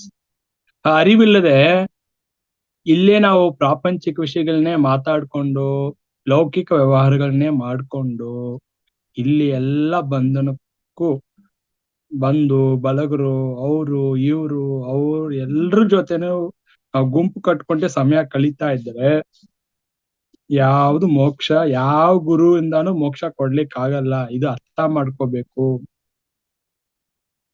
ಅದಕ್ಕೆ ಬುದ್ಧ ಭಗವಾನ್ರಾಗಿರ್ಬೋದು, ಭಗವದ್ಗೀತೆಯಲ್ಲಿ ಹೇಳಿರ್ಬೋದು, ಬುದ್ಧ ಭಗವಾನ್ರು ಅಪೋ ದೀಪೋ ಭವ, ನಿನ್ನ ಬೆಳಕನ್ನು ನೀನೇ ನೋಡ್ಬೇಕು, ನಿನಗ್ ನೀನೇ ಬೆಳಕಾಗಬೇಕು. ಯಾರು ಬಂದು ನಿನ್ಗೆ ಜ್ಞಾನ ಕೊಡ್ಲಿಕ್ ಆಗಲ್ಲ, ನಿನ್ನ ಬೆಳಕನ್ನು ತೋರ್ಸಕ್ಕಾಗಲ್ಲ. ಮಾರ್ಗದರ್ಶನ ನೀಡ್ಬೋದು, ಗುರು ಆದವ್ರು ನಿನ್ಗೆ ಮಾರ್ಗದರ್ಶನ ನೀಡ್ಬೋದು ಅಷ್ಟೇನೆ. ಇವಾಗ ಕುದುರೆ ನೀರು ಕುಡಿಬೇಕಂದ್ರೆ ಕೆರೆವರೆಗೂ ಕರ್ಕೊಂಡು ಹೋಗ್ಬೋದು, ಬಟ್ ಕುದುರೆನೇ ನೀರ್ ಕುಡಿಬೇಕು. ನೀರ್ ಕುಡ್ಸಕ್ಕಾಗತ್ತ ಕುದುರೆಗ ಕುಡಿ ಕುಡಿ ಅಂತ? ಅಲ್ಲಿವರೆಗೂ ಕೆಲಸ. ಹಾಗಾಗಿ ನಮ್ಮ ಒಂದು ಶ್ರದ್ಧೆ, ನಮ್ಮ ಒಂದು ಸಾಧನೆ ನಾವೇ ಬೆಳೆಸ್ಕೋಬೇಕು ಜ್ಞಾನವನ್ನು. ಅದಕ್ಕೆ ಇಲ್ಲಿ ನಾನ್ ಯಾರು, ಏನಕ್ ಬಂದಿದ್ದೀನಿ, ಈ ಪ್ರಶ್ನೆ ನನ್ನೊಳಗಡೆಯಿಂದ ಬಂದಾಗ ಮಾತ್ರನೇ ಆ ಅರಿವು ಜ್ಞಾನ ಲಭಿಸೋದು ಮಾಸ್ಟರ್ಸ್. ಎಲ್ಲಿಯವರೆಗೂ ನಾನು ಯಾರು ಎಂಬ ಅರಿವು ಮೂಡಲ್ವೋ ಅಲ್ಲಿವರೆಗೂ ನಾವು ಮೂಢರಾಗೇ ಇರ್ತೀವಿ, ಮೂರ್ಖರಾಗೇ ಇರ್ತೀವಿ. ಹೇಗೆ ಒಂದು ಕಲ್ಯಾಣಿನಲ್ಲಿ ನೋಡಿ, ಆ ಕಲ್ಯಾಣಿನಲ್ಲಿ ಸುಮಾರು ವರ್ಷ ನಂತರ ಪಾಚಿ ಕಟ್ಕೊಂಡಿರುತ್ತೆ. ಯಾರು ಆ ಕಡೆ ಹೋಗದೆ ಆ ನೀರ್ ಬಳಸ್ತಾ ಇದ್ರೆ ಏನಾಗುತ್ತೆ, ಪಾಚಿ ಕಟ್ಕೊಂಡಿರುತ್ತಲ್ವಾ. ಅಂದ್ರೆ ಪಾಚಿ ಕಟ್ಕೊಂಡಿದ್ ಮಾತ್ರಕ್ಕೆ ನೀರಿಲ್ಲ ಅಂತ ಅರ್ಥನಾ? ನೀರಿದೆ, ಆ ನೀರನ್ನು ಮುಚ್ಚಾಕಿರೋದು ಯಾವುದು, ಆ ಪಾಚಿ ಅಲ್ವಾ. ಹಾಗೆಯೇ ಕೂಡ ನನ್ನ ಸ್ವರೂಪ, ನಾನು ಯಾರು ಎಂಬುದನ್ನು ಮುಚ್ಚಾಕಿರೋದು ಯಾವುದು, ನನ್ನ ಅಂತಃಕರಣಗಳು, ನನ್ನ ಮನಸ್ಸು, ನನ್ನ ಹರ್ಷಡ್ ವರ್ಗಗಳು. ಇವೆಲ್ಲವೂ ಕೂಡ ಆ ಸತ್ಯವನ್ನು ತಿಳಿಯಾದ ಹಾಗೆ ನನ್ನನ್ನ ಮುಚ್ಚಿಟ್ಟಿರೋದು. ಯಾವಾಗ ನನ್ನ ಹರ್ಷಡ್ವರ್ಗಳು ಕಾಮ, ಕ್ರೋಧ, ಲೋಭ, ಮೋಹ, ಮದ, ಮತ್ಸರ ಇದ್ರನ್ನ ಚೆಕ್ ಮಾಡ್ಕೋಬೇಕು. ಇದರಲ್ಲಿ ಯಾವ್ದು ಅತಿಯಾಗಿದೆ ನನ್ನಲ್ಲಿ, ಯಾವುದನ್ನು ಸಮತೋಲನ ಮಾಡ್ಬೇಕು, ಬ್ಯಾಲೆನ್ಸ್ ಮಾಡ್ಬೇಕು. ಈ ಅರಿಷಡ್ವರ್ಗಗಳ ಬಗ್ಗೆ ಅರಿವು ಇಲ್ಲದೆ ನಾನು ಏನೇ ಮಾಡಿದ್ರು ಕೂಡ ಅನರ್ಥ. ಹರ್ಷಡ್ವರ್ಗಗಳು ನಿಯಂತ್ರಿಸುವುದು ಹೇಗೆ ಅದ್ರ ಬಗ್ಗೆ ತಿಳ್ಕೋಬೇಕು. ಕಾಮವನ್ನು ಜಯಿಸುವುದು ಹೇಗೆ, ಕ್ರೋಧವನ್ನು ಜಯಿಸುವುದು ಹೇಗೆ, ಲೋಭವನ್ನು ಜಯಿಸುವುದು ಹೇಗೆ, ಮೋಹವನ್ನು ಜಯಿಸುವುದು ಹೇಗೆ, ಮತ್ಸರವನ್ನು ಜಯಿಸುವುದು ಹೇಗೆ, ಈ ಮದವನ್ನು ಜಯಿಸುವುದು ಹೇಗೆ. ಈ 6 ಅರಿಷಡ್ವರ್ಗಗಳನ್ನು ಯಾರು ಜಯಿಸಿದಾರೋ ಅವನೇ ಯೋಗಿ. ಇದ್ರಲ್ಲೇ ನಾವು ಫೇಲ್ ಆಗ್ತಾ ಇರ್ತೀವಿ, ಇದ್ರಲ್ಲೇ ಸಿಕ್ಕಾಕೊಳ್ತಾ ಇರ್ತೀವಿ, ಯಾವ್ದ್ರಲ್ಲಾದ್ರೂ ಒಂದ್ರಲ್ಲಿ. ಇದಕ್ಕೆ ಎಷ್ಟೋ ಜನ್ಮಗಳು ಬೇಕಾಗತ್ತೆ. ಈ ಸತ್ಯ ಇಷ್ಟಿದೆ ನೋಡಿ. ಅರಿಷಡ್ವರ್ಗಗಳು, ಅಂತಃಕರಣಗಳು, ಚಿತ್ತ, ಬುದ್ಧಿ, ಮನಸ್ಸು, ಅಹಂಕಾರ, ಈ ನಮ್ಮ ದೇಹ ಚಲನೆ ಆಗ್ತಾ ಇರೋದೇ 4ರಲ್ಲೇ. ಈ 4ರಲ್ಲೇ ಸಿಕ್ಕಾಕೊಂಡಿದೀವಿ. ಮನಸ್ಸು ಒಂದ್ ಹೇಳುತ್ತೆ, ಬುದ್ಧಿ ಒಂದ್ ವ್ಯವಹಾರ ಮಾಡುತ್ತೆ, ಅಹಂಕಾರ ಒಂದ್ ಹೇಳುತ್ತೆ. ಸೊ ಇದ್ರ ಬಗ್ಗೆ ಎಲ್ಲ ಇಷ್ಟು ಸಾಕಷ್ಟು ಜ್ಞಾನ ತಿಳ್ಕೋಬೇಕು. ಯಾವ ಭಕ್ತಿಯಿಂದನೋ, ಯಾವ ಪೂಜೆಯಿಂದನೋ, ಯಾವ ಮೂರ್ತಿ ಆರಾಧನೆಯಿಂದನೋ, ಇಲ್ಲ ಯಾವ ಪುಣ್ಯಕ್ಷೇತ್ರ, ಯಾವ ಕುಂಭಮೇಳ ಹೋಗಿನೋ, ಯಾವ ಯಾತ್ರೆಯಿಂದನೋ ಮೋಕ್ಷ ಮುಕ್ತಿ ಇಲ್ಲ ಮಾಸ್ಟರ್ಸ್. ಹೋದ್ರೆ ನಿಮ್ ಮನ್ಸಿಗೆ ಒಂದ್ ಸಮಾಧಾನ ಅಷ್ಟೇನೆ. ಎಲ್ರು ಕುಂಭಮೇಳ ಅಂತ ಅದ್ ಭರ್ಜರಿಯಾಗಿ ಹೋಗ್ತಾ ಇದಾರೆ. ಅದ್ ಏನಕ್ಕೆ ಹೋಗ್ತಾರೆ ಅಂತ ಗೊತ್ತಿಲ್ಲ, ಅಜ್ಞಾನದಲ್ಲಿ ಹೋಗ್ತಾ ಇದಾರೆ. ಏನಂದ್ರೆ ಅದೊಂದು ಪ್ಯಾಷನ್, ಕುಂಭಮೇಳಕ್ಕೆ ಏನೋ ಇಲ್ಲಿ ಅದ್ಭುತ ಅಂತ. ನೀವೇ ನೋಡಿ, ನೀವೇ ಚೆಕ್ ಮಾಡಿ, ಯಾರೆಲ್ಲ ಕುಂಭಮೇಳಕ್ಕೆ ಹೋಗಿ ಬಂದಿರ್ತಾರಲ್ಲ ಅವ್ರ ಜೀವನದಲ್ಲಿ ಏನ್ ಅದ್ಭುತ ನಡೆಯುತ್ತೆ ಅಂತ ನೋಡಿ ನೀವು. ಏನಾದ್ರು ಅವ್ರ ಗುಣಗಳಲ್ಲಿ ಬದಲಾವಣೆ ಬಂದಿರ್ಬೇಕು, ಇಲ್ಲ ಅವರು ಯಾವ್ದ್ರಲ್ಲಿ ಸುಮಾರು ವರ್ಷದಿಂದ ಒಂದು ಆ ಕಷ್ಟದಲ್ಲೋ ಇಲ್ಲ ಯಾವ್ದೋ ಒಂದು ದುಃಖದಲ್ಲಿ ತೊಳ್ಳಾಡ್ತಾ ಇರ್ತಾರಲ್ಲ, ಅದರಿಂದ ಬಿಡುಗಡೆ ಸಿಗತ್ತ ಅಂತ ನೀವೇ ಚೆಕ್ ಮಾಡ್ಕೊ, ಅಲ್ಲೇ ಗೊತ್ತಾಗ್ಬಿಡುತ್ತೆ. ಯಾಕಂದ್ರೆ ನಮ್ಮ ಒಳಗಡೆ ನಡೀತಾ ಇರೋ ಕುಂಭಮೇಳವನ್ನು ನಾವು ಅದನ್ನ ನಾವು ಅನುಭವಿಸ್ಬೇಕು. ಅದನ್ನ ತಿಳ್ಕೋಬೇಕು. ನಮ್ಮೊಳಗಡೆ ಇದೆ ಈ ಪ್ರಪಂಚ, ಈ ಬ್ರಹ್ಮಾಂಡ ನಮ್ಮೊಳಗಡೆನೆ ಇದೆ. ನಮ್ಮೊಳಗಡೆ ಗಂಗೆ ಇದೆ, ನಮ್ಮಲ್ಲೇ ತ್ರಿವೇಣಿ ಸಂಗಮ ನಡೀತಾ ಇದೆ, ಪ್ರತಿನಿತ್ಯ ನಡೀತಾ ಇದೆ. ಇಡಾನಾಡಿ, ಪಿಂಗ್ಲನಾಡಿ, ಸುಷುಮ್ನಾ ನಾಡಿ, ಗಂಗಾ, ಯಮುನಾ, ಸರಸ್ವತಿ ಇಲ್ಲೇ ನೆಲೆಸಿದ್ದಾರೆ. ನಮ್ಮೊಳಗಡೆ ಹೋಗಿ ಇದನ್ನ ತ್ರಿವೇಣಿ ಸಂಗಮವನ್ನು ಅನುಭವಿಸ್ರಪ್ಪ ಅಂದ್ರೆ, ಕುಂಭಮೇಳಕ್ಕೆ ಹೋಗಿ ಪ್ರಯಾಗ್ರಾಜಲ್ಲಿ ಹೋಗಿ ಸ್ನಾನ ಮಾಡ್ಕೊಂಡು ಏನೋ ಮಾಡ್ಕೊಂಡ್ ಬಂದ್ಬಿಟ್ರೆ, ಎಷ್ಟು ಅಜ್ಞಾನದಲ್ಲಿದ್ರೆ ನೋಡುವಾಗ ಇನ್ನ ಅವ್ರು ಎಷ್ಟು ಜನ್ಮ ತಗೋಬೇಕು ಈ ಜ್ಞಾನ ತಿಳ್ಕೊಳಕ್ಕೆ ಅಂತ ನನ್ಗೆ ಅನಿಸ್ತಾ ಇರುತ್ತೆ ಅವ್ರನ್ನ ನೋಡುವಾಗ. ಏನೋ ಭಗವಂತ ನನ್ಗೆ ಈ ಜನ್ಮದಲ್ಲಿ ಆ ಜ್ಞಾನ ತಿಳಿಸ್ಬಿಟ್ಟ, ಅದ್ ಯಾವ ಜನ್ಮದ ಪುಣ್ಯ ಫಲವೋ ಗೊತ್ತಿಲ್ಲ. ಸೊ ಎಲ್ಲೂ ನಾನು ಟೈಮ್ ವೇಸ್ಟ್ ಮಾಡೋದೇ ಇಲ್ಲ. ಇಂಥ ಕಡೆ ಅಂತ ಕಡೆ ಯಾವ ಕಡೆ ಹೋದ್ರೂ ಇಲ್ಲ. ನಿನ್ ಒಳಗಡೆ ನೀನ್ ಯಾವಾಗ ಹೋಗ್ತೀಯೋ ಅಲ್ಲೇ ಎಲ್ಲಾ ದೇವತೆಗಳು ನೆಲೆಸಿದ್ದಾರೆ. ನಿನ್ ಒಳಗಡೆ ಬ್ರಹ್ಮಾಂಡ ಇದೆ, ನೀನೇ ಎಲ್ಲ ಎಂಬ ಅರಿವು ನಮ್ಮಲ್ಲಿ ಗಟ್ಸತ್ತೆ ಮಾಸ್ಟರ್ಸ್. ಅದನ್ನೇ ಹೇಳ್ತಾ ಇರೋದು. ನನ್ ಯಾರಾದ್ರೂ ಬಂದು ನಾನು ಮಂಡಳ ಧ್ಯಾನ ಇಷ್ಟು ವರ್ಷ ಸಾಧನೆ ಮಾಡಿ, ಓಕೆ ಗ್ರೇಟ್ ಅದು. ಬಟ್ ಏನೇ ಮಾಡಿದ್ರು ಜ್ಞಾನದಿಂದ ಮಾಡಿ. ಜ್ಞಾನವಿಲ್ಲದೆ ಯಾವ್ದು ಮಾಡಿದ್ರು ಕೂಡ ಅನರ್ಥ. ಅದಕ್ಕೆ ಸತ್ಸಂಗ ಯಾಕೆ ನಮ್ಮ ಮಹಾತಾ ಟಿ ಫೌಂಡೇಶನ್ ಅಲ್ಲಿ ಸತ್ಸಂಗ ಕ್ಲಾಸ್ ಕೊಡ್ತಾ ಇದಾರೆ? ಯಾಕಂದ್ರೆ ಜ್ಞಾನದಿಂದಲೇ ಮೋಕ್ಷ ಮುಕ್ತಿ. ಧ್ಯಾನದಿಂದ ಮುಕ್ತಿ ಅಂತ ಯಾವತ್ತೂ ಹೇಳಿಲ್ಲ, ಜ್ಞಾನದಿಂದಲೇ ಮುಕ್ತಿ. ಸೊ ಅಲ್ಲಿವರೆಗೂ ಜ್ಞಾನ ಬೆಳೆಸ್ಕೋಬೇಕು. ಅದಕ್ಕೆ ಶಂಕರಾಚಾರ್ಯ ಹೇಳ್ತಾರೆ, ಸತ್ಸಂಗತ್ವೇ ನಿಸ್ಸಂಗತ್ವಂ, ನಿಸ್ಸಂಗತ್ವೇ ನಿರ್ಮೋಹತ್ವಂ, ನಿರ್ಮೋಹತ್ವೇ ನಿಶ್ಚಲ ತತ್ವಂ, ನಿಶ್ಚಲ ತತ್ವೇ ಜೀವನ್ ಮುಕ್ತಿ. ಯಾವಾಗ ಮನಸ್ಸು ನಿಶ್ಚಲ ಆಗತ್ತೋ ಆ ನಿಶ್ಚಲ ತತ್ವದಿಂದಲೇ ಮುಕ್ತಿಯಪ್ಪ. ನಾವು ಯಾವ ಯಾತ್ರೆ, ಯಾವ ದೇವಸ್ಥಾನಕ್ಕೂ ಹೋಗೋದ್ರಿಂದನೋ, ಯಾವ ಯಾತ್ರೆ ಮಾಡಿದ್ರು, ಯಾವ ಹೋಮ ಹವನ ಪೂಜೆ ಯಜ್ಞ ಏನ್ ಮಾಡಿದ್ರು, ಇಲ್ಲ ಉಪವಾಸ ವ್ರತ ನೋಡಿ, ಶಿವರಾತ್ರಿ ಬಂತಂದ್ರೆ ಜಾಗರಣೆ ಇರ್ಬೇಕು, ಉಪವಾಸ. ನಾನು ನೋಡ್ತಾ ಇರ್ತೀನಿ ಇವ್ರು ಯಾಕೆ ಉಪವಾಸ ಮಾಡ್ತಾರೆ ಅಂತ, ಏನು ದೊಡ್ಡ ಅಜ್ಞಾನ ಅಂತ ನೋಡ್ತಾ ಇರ್ತೀನಿ. ಏನ್ ಮಾಡ್ಬೇಕು ಶಿವರಾತ್ರಿ ದಿವಸನೂ ಗೊತ್ತಿಲ್ಲ. ಸುಮ್ನೆ ಅವ್ರದ್ದು ಏನೋ ಜಾಗರಣೆ ಮಾಡ್ಬಿಟ್ರೆ ಏನಾಗ್ಬಿಡತ್ತೆ, ಎಷ್ಟೋ ವರ್ಷದ ಮಾಡ್ತಾನೆ ಇರ್ತಾರೆ. ಬಟ್ ಅವ್ರ ಜೀವನದಲ್ಲಿ ಎಲ್ಲಿ ನಿಂತಿದ್ರೋ ಅಲ್ಲೇ ನಿಂತಿರ್ತಾರೆ. ಗೊತ್ತಿಲ್ಲ ಅವ್ರಿಗೆ. ಯಾಕಂದ್ರೆ ಅವ್ರು ಸರಿಯಾದ ಜ್ಞಾನ ತಿಳಿಸಿ ಅದನ್ನ ಸರಿಯಾದ ಮಾರ್ಗದರ್ಶನ ನೀಡೋ ಅವ್ರಿಗೆ ಸಿಗ್ಲಿಲ್ಲ. ಪಾಪ ಅವ್ರು ಹೇಗ ರೂಢಿಸ್ಕೊಂಡ್ ಬಂದಿದಾರೋ ಸೊ ಹಾಗೆ ಅವರು ಬಂದ್ಬಿಟ್ಟಿದ್ದಾರೆ. ಯಾಕಂದ್ರೆ ಸರಿಯಾದ ಜ್ಞಾನ ಸಿಕ್ಕಿದಾಗ ಅವ್ರು ಅಲ್ಲಿ ಸರಿ ಮಾಡ್ಕೊಳ್ತಾರೆ ತನ್ನನ್ನ. ಈಗ ವಿಜಯಕಾಂತ್ ಕೂಡ ಸುಮಾರು ವರ್ಷದಿಂದ ಹಿಂಗೆ ಇದ್ದ ಅಲ್ವಾ. ಯಾರ್ಯಾರು ಹೆಂಗೆ ನಮ್ಮ ಒಂದು ಪೂರ್ವಜರು ಹೇಗೆ ಹೇಳ್ಕೊಟ್ರು ಹಂಗೆ ನಾವು ನಡ್ಸ್ಕೊಂಡ್ ಬಂದ್ವಿ. ನಮ್ಗೆ ಸತ್ಯ ಒಳ್ಳೆ ಎಷ್ಟೋ ಗುರುಗಳ ಒಂದು ಸಂಪರ್ಕ, ಅವ್ರ ಜ್ಞಾನ, ಅವರು ನಮ್ಗೆ ತಿಳ್ಸ್ಕೊಟ್ಟಂತ ಅರಿವು ಬಂದಾಗ ಆಮೇಲೆ ಇವಾಗ ನಮ್ಗೆ ಎಷ್ಟು ನಾವು ಸಮಯ ವೇಸ್ಟ್ ಮಾಡಿದ್ವಿ ಅಜ್ಞಾನದಿಂದ, ಬಟ್ ಈಗೆಲ್ಲ ಸಿಕ್ತಲ್ಲ ಅಂತ ಒಂದು ಸಂತೋಷ, ಆನಂದ, ಆ ಆ ಒಂದು ಆ ಗುರುಗಳಿಗೆ ಅಷ್ಟು ಕೃತಜ್ಞತೆ ಹೇಳ್ಕೊಳ್ತೀನಿ ನಾನು. ಇಷ್ಟು ಬೇಗ ನನ್ಗೆ ಅಷ್ಟು ಒಂದು ಉನ್ನತ ಸತ್ಯವನ್ನು ತಿಳಿಸ್ಕೊಟ್ಟಂತ ಎಷ್ಟೋ ಗುರುಗಳಿದ್ದಾರೆ. ಹಾಗಾಗಿ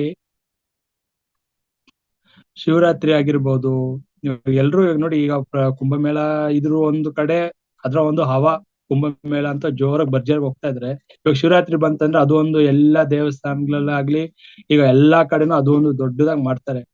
ನಾನ್ ಏನ್ ಹೇಳ್ತೀನಿ ಅಂದ್ರೆ ನೀವು ಶಿವರಾತ್ರಿ ದಿವಸ ರಾತ್ರಿ ಪೂರ್ತಿ ದೇವಸ್ಥಾನದಲ್ಲಿ ಕಾಲ ಕಳೆದ್ರೆ ಏನ್ ಲಾಭ, ಏನ್ ಉಪಯೋಗ, ಏನ್ ಪ್ರಯೋಜನ? ನೀವ್ ಎಲ್ಲೇ ಹೋದ್ರು ಧ್ಯಾನನೇ ಮಾಡ್ಬೇಕು. ನಾನ್ ಹೇಳ್ತೀನಿ, ನಿಮ್ ಮನೆನೇ ದೇವಾಲಯಪ್ಪ. ನಿಮ್ ಮನೆಗಿಂತ ದೇವಾಲಯ ಯಾವ್ದು ಇಲ್ಲ. ಏಕಾಂಗತನದಲ್ಲಿ ಸಾಧನೆ ಮಾಡಿ. ನಾನು ಯಾವತ್ತೂ ಅದನ್ನೇ ಹೇಳ್ತೇನೆ. ಸಾಧನೆ ನೀವು ಏಕಾಂಗಿತನಲ್ಲಿ ಮಾಡಿದ್ರೇನೆ ನಿಮ್ ಹೊರಗಡೆ ಹೋಗಕ್ಕಾಗೋದು. ಗುಂಪು ಗುಂಪು ಕಟ್ಕೊಂಡು ಅಲ್ಲಲ್ಲಿ ಸೇರ್ಕೊಂಡು ಏನೋ ಗ್ರೂಪ್ ಅಲ್ಲಿ ಧ್ಯಾನ ಮಾಡಿಬಿಟ್ರೆ ಏನ್ ಸಿಗತ್ತೆ? ಅಲ್ಲಿ ಕೂಡ ಹರಟೆ ಮಾತುಗಳು ಬರುತ್ತೆ. ಬೇಡದೇ ಇರೋ ಪ್ರಾಪಂಚಿಕ ಮಾತುಗಳೇ ಬರ್ತಾ ಇರತ್ತೆ. ಮೌನ ಇಲ್ಲ ಆಗತ್ತೆ. ಒಂದು 30 ಜನ ಇರೋ ಕಡೆ ಮನ್ಸು ಸುಮ್ನೆ ಇರತ್ತಾ? ಇದೆಲ್ಲ ಪ್ರಶ್ನೆ ಹಾಕೋಬೇಕು. ಏನ್ ಮಾಡ್ತಾ ಇದೀವಿ? ಎಲ್ಲಿ ಸಿಕ್ಕಾಕೊಳ್ತಾ ಇದೀವಿ? ಯಾಕೆ ಸಾಧನೆ ಆಗ್ತಾ ಇಲ್ಲ? ಸತ್ಯ ಏನು? ಏನ್ ಮಾಡ್ಬೇಕು? ಆಧ್ಯಾತ್ಮಿಕತೆ ಅಂದ್ರೆ ಏನು? ಜ್ಞಾನ ಅಂದ್ರೆ ಏನು? ಆತ್ಮ ಅಂದ್ರೆ ಏನು? ನಾನು ಯಾರು? ನಾನು ದೇಹಿನ? ಯಾಕೆ ನನ್ಗೆ ಆ ಸ್ವರೂಪ ನನ್ಗೆ ತಿಳ್ಕೊಳಕ್ ಆಗ್ತಾ ಇಲ್ಲ? ಯಾರ್ ನಾನು ಯಾಮರ್ಸ್ತಾ ಇರೋದು? ಸೊ ಇಷ್ಟು ವಿಷಯಗಳನ್ನ ನಾವು ಆಳವಾಗಿ ತಿಳ್ಕೊಬೇಕು ಮಾಸ್ಟರ್ಸ್. ನಮ್ ನೋಡಿ, ನಾನು ಯಾವಾಗ್ಲೂ ಹೇಳ್ತಾ ಇರ್ತೀನಿ, ಒಬ್ಬ ಆಧ್ಯಾತ್ಮಿಕ ವ್ಯಕ್ತಿಯಲ್ಲಿ ಫಸ್ಟ್ ಅವನು ಬೆಳೆಸ್ಕೋಬೇಕಾಗಿರೋದು, ಬದಲಾವಣೆ ಮಾಡ್ಕೋಬೇಕಾಗಿರೋದು ಗುಣಗಳನ್ನ. ನಾನು ಸಾಧನೆ ಮಾಡ್ತಾನೆ ಇದೀನಿ ವರ್ಷಾನ್ಗಟ್ಲೆ, ನನ್ನಲ್ಲಿ ಇನ್ನೂ ಕೂಡ ಒಬ್ರ ಮೇಲೆ ಅಸೂಯೆ ಇದೆ, ಒಂದು ರಜೋಗುಣ ಇದೆ, ಒಬ್ರ ಬೆಳವಣಿಗೆ ನೋಡಿ ನಂಗೆ ತಡ್ಕೊಳಕ್ ಆಗ್ತಾ ಇಲ್ಲ, ಇನ್ನೊಬ್ರ ಬಗ್ಗೆ ಟೀಕೆ ಮಾಡ್ತಾ ಇದ್ದೀನಿ ಅಂದ್ರೆ is not a spiritual person. He cannot be a spiritual person. ಅಲ್ಲಿ ಸಮತ್ವ ಏಕತ್ವ ಎಲ್ಲಿ ಬರುತ್ತೆ? ಆಧ್ಯಾತ್ಮಿಕತೆ ಅಂದ್ರೆ ತನ್ನನ್ನು ಯಾರು ಅಂತ ಅರಿಯುವುದೇ ಆಧ್ಯಾತ್ಮಿಕತೆ. ಸಮತ್ವದಲ್ಲಿ ಇರುವುದೇ, ಏಕತ್ವದಲ್ಲಿ ಇರುವುದೇ ಆಧ್ಯಾತ್ಮಿಕತೆ ಅಂದ್ರೆ. ನನಗೆ ಇವ್ರು ಹೀಗೆ, ಅವ್ರು ಹಾಗೆ, ಇವ್ರ ಬಗ್ಗೆ ಅವ್ರ ಬಗ್ಗೆ ನಾನು ಮಾತಾಡ್ತಾ ಇದ್ದೀನಿ, ಅಲ್ಲಿ ದ್ವಂದ್ವತ್ವದಲ್ಲಿದ್ದೀನಿ, ದ್ವೈತದಲ್ಲಿದ್ದೀನಿ, ಅದ್ವೈತದಲ್ಲಿ ಇಲ್ಲ. ನನಗೆ ಇನ್ನೇ ಕೂಡ ಒಬ್ಬರನ್ನ ಬೇರ್ಪಟ್ಟು ನೋಡಕ್ ಆಗ್ತಾ ಇದೆ ಅಂದ್ರೆ ನಾನು ಉನ್ನತ ಸ್ಥಿತಿಗೆ ಬಂದಿಲ್ಲ ಅಂತ ಅರ್ಥ. ಇನ್ನ ಕೂಡ ಒಬ್ರನ್ನ ಬಂದು ಇವ್ರು ಇಂಥವ್ರು, ಇವರು ಒಂದು ಗಣ್ಯ ವ್ಯಕ್ತಿ, ಇವರು ಇಂಥ ಒಂದು ಆ ಅವರ ಒಂದು ಪ್ರತಿಭೆಯನ್ನು, ಅವರ ಒಂದು ಆ ಕೀರ್ತಿಯನ್ನು ನಾನು ಹೊಗಳ್ತಾ ಇದ್ದೀನಿ ಅಂದ್ರೆ ನಾನು ಬೇರ್ಪಟ್ಟು ನೋಡ್ತಾ ಇದ್ದೀನಿ ಅಂತ.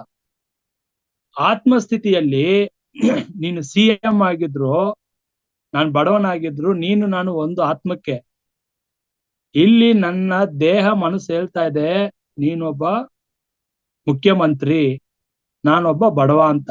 ಅದು ಮನಸ್ಸು ನಾವು ಗುರ್ತಿಸ್ತಾ ಇರೋದು. ಇವ್ರು ಯಾರು ಗೊತ್ತಾ? ಇಂಥ ಒಂದು ಶ್ರೀಮಂತರು. ಯಾವಾಗ ಇದೆಲ್ಲ ಮಾತಾಡ್ತಾ ಇದೀವಲ್ಲ, ಇಂಥ ಮಾತುಗಳು ಬರ್ತಾ ಇದೆ ಅಂದ್ರೆ ನಾವು ಸಾಧನೆ ಮಾಡ್ತಾ ಇಲ್ಲ ಅಂತ ಅರ್ಥ. ಸಾಧಕರು ಲಕ್ಷಣ ಇಲ್ಲ ಅದಲ್ಲ actually. When you are identifying somebody with their, ಅವ್ರು ಏನಾಗಿದ್ರೆ ಕಟ್ಕೊಂಡು ನಮ್ಗೇನಾಗ್ಬೇಕು? ಅವ್ರು ವೈಸ್ ಪ್ರೆಸಿಡೆಂಟ್ ಆಗಿರ್ಲಿ, ಅವ್ರ ಚೀಫ್ ಸೆಕ್ರೆಟರಿ ಆಗಿರ್ಲಿ, ಅವ್ರ ಕಂಪನಿಗೆ MD ಆಗಿರ್ಲಿ, CEO ಆಗಿರ್ಲಿ, ಸೋ ವಾಟ್, ನಿನ್ಗೂ ಅದಕ್ಕೆ ಏನ್ ಸಂಬಂಧ? ಅವನು MD ಆಗಿದ್ರು, CEO ಆಗಿದ್ರು, ದೇಹ ಬಿಟ್ಟಾಗ ಅವನು ಹೆಣ ತಾನೆ. ನಾನು ಹೆಣ, ಅವನು ಹೆಣ. ಅಯ್ಯೋ MD ಬಾಡಿ ಬರ್ತದೆ ಅಂತ ಹೇಳ್ತಾರ, CEO ಬಾಡಿ ಬರ್ತದೆ ಅಂತ ಹೇಳ್ತಾರ? ಹೆಣ ಬರ್ತದೆ ಅಷ್ಟೇ ಹೇಳ್ತಾರೆ. ಹಂಗಾಗಿ ಫಸ್ಟ್ ಮನಸ್ಸಿಗೆ ನಾವು ಕೊಡ್ಬೇಕಾಗಿರೋದು ಟ್ರೈನಿಂಗ್. ಸರಿಯಾದ ಟ್ರೈನಿಂಗ್ ಕೊಟ್ಟಿಲ್ಲ ಅಂದ್ರೆ ಅದೇ ಮತ್ತೆ ಮತ್ತೆ ಇದೇ ರಿಪೀಟ್ ಆಗ್ತಾ ಇರುತ್ತೆ ಪ್ಯಾಟರ್ನ್ಸ್. ಫಸ್ಟ್ ಇಲ್ಲಿ ನಮ್ಗೆ ಬುದ್ಧಿ ಶುದ್ಧಿ ಆಗ್ಬೇಕು. ಮನಸ್ಸು ಶುದ್ಧಿ ಆದ್ರೆ ಸಾಲದು, ಬುದ್ಧಿ ಕೂಡ ಶುದ್ಧಿ ಆಗ್ಬೇಕು. ನಮ್ಮ ಬುದ್ಧಿ ಬೇರೆ ತರ ಒಬ್ರ ಬಗ್ಗೆ ಹಿಂದ್ಗಡೆಯಿಂದ ಮಾತಾಡ್ತಾ ಇರುತ್ತೆ. ಮುಂದೆ ಒಂದು ಮಾತು, ಹಿಂದೆ ಒಂದು ಮಾತು, ಇದು ಬುದ್ಧಿ ಒಂಥರ ಮಾತಾಡ್ತಾ ಇರುತ್ತೆ. ಹೇಳ್ಬೇಕಂದ್ರೆ ನಾವು ಕೂಡ ಕೆಲವೊಂದು ಮುಕ್ಕೋಡ ಹಾಕೊಂಡು ತಿರ್ಗಾಡ್ತಾ ಇರ್ತೀವಿ. ನಾನು ಬೇರೊಬ್ಬನ ಯಾಮಾರಿಸ್ಬಹುದು, ಆದ್ರೆ ನನ್ನೊಳಗಡೆ ಒಬ್ಬ ನೋಡ್ತಾ ಇದ್ದಾನೆ ಸಾಕ್ಷಿ. ಆ ಸಾಕ್ಷಿ ಪ್ರತಿ ಒಂದನ್ನು ರೆಕಾರ್ಡ್ ಮಾಡ್ತಾನೆ ಇರುತ್ತಾನೆ. ಅದೇ ನನ್ನ ಮುಂದಿನ ಜನ್ಮಕ್ಕೆ ಕಾರಣ ಆಗ್ತಾ ಇರತ್ತೆ. ಆ ಸಾಕ್ಷಿ ಯಾರು? ಸಾಕ್ಷಿಯಾಗಿ ನೋಡ್ತಾ ಅವನ್ನ ಮಾತ್ರ ಯಾವತ್ತೂ ಯಾಮಾರ್ಸಕ್ ಆಗೋದೇ ಇಲ್ಲ.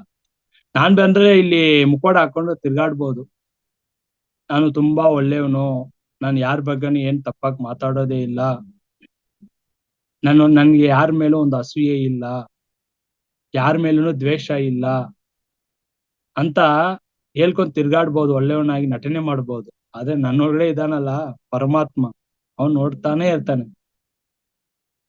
ದೇಹ ತ್ಯಜಿಸುವಾಗ ಕರೆಕ್ಟ್ ಆಗಿ ನಾವು ಇಲ್ಲಿ ನಮ್ಮನ್ನ ಹೇಗೆ ಯಾಮಾರ್ಸ್ಕೊಂಡಿರ್ತೀವೋ ಅದು ತಕ್ಕನಂತೆ ಮುಂದಿನ ಜನ್ಮಗಳು ಕೂಡ. ಯಾಕಂದ್ರೆ ನಾವು ತಿಳ್ಕೊಂಡಿದೀವಿ ನನ್ನೊಳಗಡೆ ಇರೋ ಗುಣ ಯಾರಿಗೂ ನಾನು ಪ್ರಕಟಣೆ ಆಗಿಲ್ಲ, ನನ್ ಬಗ್ಗೆ ಎಲ್ರ ಹತ್ರನು ಒಳ್ಳೆಯವನಾಗಿ ನಾನು ನಟನೆ ಮಾಡ್ಕೊಂಡು ಬಂದಿದ್ದೀನಿ ಅಂತ. ಬಟ್ ನನ್ಗೊಳಗಡೆ ಇರೋ ಅವನಿಗೆ ಗೊತ್ತು. ಆ ಒಂದು ಆಲೋಚನೆ ಸಾಕು, ಒಬ್ರು ವ್ಯಕ್ತಿ ಬಗ್ಗೆ ಒಂದು ಆಲೋಚನೆ ಕೆಟ್ಟದಾಗಿ ಬಂದ್ರೇನೆ ಸಾಕು, ಅದು ಕರ್ಮ ಅಲ್ಲೇ ಸ್ಟಾರ್ಟ್ ಆಯ್ತು. ಆಲೋಚನೆಗೆ ಅಷ್ಟು ಪವರ್ ಇರುತ್ತೆ.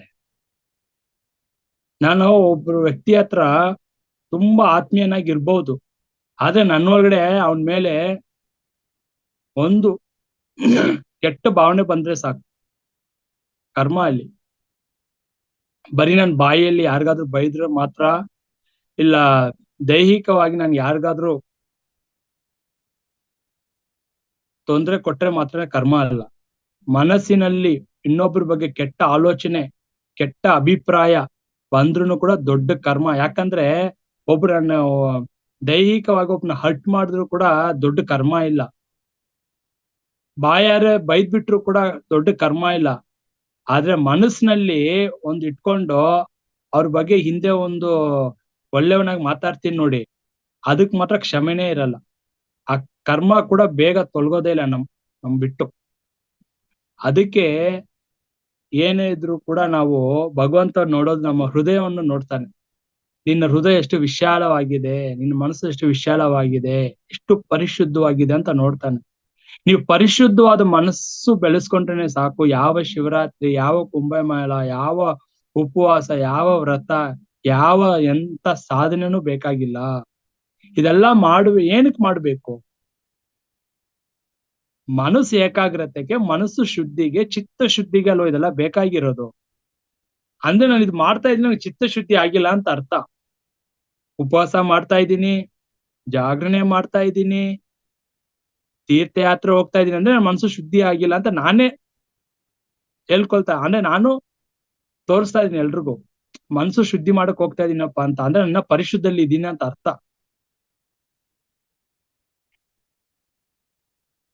ಮನಸ್ಸು ಪರಿಶುದ್ಧವಾಗಿದ್ದರೆ ಯಾವ ಮಂತ್ರ ಜಪಾನೂ ಬೇಕಾಗಿಲ್ಲ, ಯಾವ ತೀರ್ಥಯಾತ್ರೆನೂ ಬೇಕಾಗಿಲ್ಲ, ಯಾವ ವ್ರತನೂ ಬೇಕಾಗಿಲ್ಲ. ಮಾಸ್ಟರ್ಸ್, ನಿಮ್ಗೆ ಇಷ್ಟವಾದ ಭಗವಂತ ನಾಮ ಹೇಳ್ಕೊಬೇಕಾ, ಹೇಳ್ಕೊಳ್ಳಿ. ಏನಕ್ಕಪ್ಪ ಅಂದ್ರೆ ಈ ಮಾಯ ಪ್ರಭಾವದಲ್ಲಿ ನಮ್ಗೆ ಏನಾದ್ರು ಮಂತ್ರ ಜಪ ಬೇಕು, ಹೇಳ್ಕೋಬೇಕು. ಅದೇನಾಗತ್ತಂದ್ರೆ ಮನ್ಸನ್ನ ಸುಮ್ನೆ ಆಚೆ ಹೋಗಿ ತಿರ್ಗಾಡ್ತಾ ಇರುತ್ತಲ್ಲ, ವ್ಯವಹಾರ ಮಾಡ್ತಾ ಇರುತ್ತಲ್ಲ, ಅಟ್ಲೀಸ್ಟ್ ಭಗವನ್ ಮೇಲಾದ್ರೂ ಮನ್ಸು ಹೋಗ್ಲಿ ಅಂತ ಅದಕ್ಕೆ ಭಗವನ್ ನಾಮ ಸ್ಮರಣೆ ಕೀರ್ತನೆ ಇಟ್ಟಿರೋದು. ಸೊ ನಾವಿಲ್ಲಿ ಬಂದಿರೋದು ಏನಕ್ಕಂದ್ರೆ ಫಸ್ಟ್ ಒಂದು ಭೌತಿಕ ಅನುಭವ ಹೊಂದ್ಲಿಕ್ಕೆ ಬಂದಿದೀವಿ. ಇಲ್ಲಿ ಬಂದು ಇಲ್ಲಿ ಒಂದು ಭೂಮಿನಲ್ಲಿ ಒಂದು ಅನುಭವ ಹೊಂದಬೇಕು ಅಂತ. ಅದ್ರ ಜೊತೆ ಏನು, ಓಕೆ ಇಲ್ಲಿ ಬಂದುವಾ ಇದೆಲ್ಲವೂ ಕೂಡ ಮಾಯಪ್ಪ, ಇಲ್ಲಿ ಸಿಕ್ಕಾಕೋಬಾರ್ದು, ಇಲ್ಲಿಂದ ನನ್ನ ಮೂಲಕ್ಕೆ ನಾನು ಹೋಗ್ಬೇಕು. ಆ ಅರಿವು ಯಾವ ಜನ್ಮದಲ್ಲಿ ಬರತ್ತಲ್ವಾ ನಮ್ಗೆ, ಯಾರು ಎಷ್ಟು ಸಲ ಹೇಳಿದ್ರು ಕೂಡ ನನ್ನ ಒಳಗಡೆ ಆ ದೃಢತೆ ಬರೋವರೆಗೂ ಇಲ್ಲೇ ಇಲ್ಲೇ ಇಲ್ಲೇ ಸಿಕ್ಕಾಕೊಳ್ತಾ ಇರ್ತೀನಿ. ಯಾಕಪ್ಪ ಅಂದ್ರೆ ಈ ದೇಹ ಬಿಟ್ಟಾಗ ನಮ್ಮ ಈ ಜೀವಾತ್ಮ ಇದೆಲ್ಲ, ಇದು ಯಾವ ಲೋಕಕ್ಕೂ ಹೋಗಲ್ಲ. ಯಾರೋ ನಮ್ಗೆ ಹೇಳಿದಾರೆ ನೀವು ಧ್ಯಾನ ಮಾಡ್ರೆ ಉನ್ನತ ಲೋಕಕ್ಕೆ ಹೋಗ್ತೀರಾ, ಹಂಗ ಹೋಗ್ತೀರಾ ಅಂತ ಯಾರೋ ಅಡ್ಸಿರೋ ಒಂದು ಇದನ್ನ ತಿಳ್ಕೊಂಡು, ಓ ನಾನು ಧ್ಯಾನ ಮಾಡ್ರೆ ಮಾಡೋ ಪಾಪಗಳೆಲ್ಲ ಮಾಡ್ಬಿಡ್ತೀನಿ, ಧ್ಯಾನ ಮಾಡ್ಬಿಟ್ರೆ ಉನ್ನತ ಲೋಕಕ್ಕೆ ಹೋಗ್ತೀನಿ ಅಂತ ಅದೊಂದು ಅಜ್ಞಾನದಲ್ಲಿ ಸಿಕ್ಕಾಕೊಂಡು, ಯಾಕಪ್ಪ ಅಂದ್ರೆ ಕರ್ಮ ಸಿದ್ಧಾಂತ ಗೊತ್ತಿಲ್ಲ, ಕರ್ಮ ಹೇಗೆ ಕೆಲಸ ಮಾಡಂತ ಗೊತ್ತಿಲ್ಲ, ಅದನ್ನ ಸರಿಯಾದ ತಿಳ್ಸೋ ಗುರು ಸಿಗ್ಲಿಲ್ಲ. ಅರೆ ಧ್ಯಾನ ಒಂದ್ ಮಾಡ್ಬಿಟ್ರೆ ಸ್ವರ್ಗ ಪ್ರಾಪ್ತಿ ಸಿಕ್ಬಿಡತ್ತೆ, ಉನ್ನತ ಲೋಕಕ್ಕೆ ಹೋಗ್ತೀವಿ. ಯಾರು ಹೋಗ್ತಾರೆ?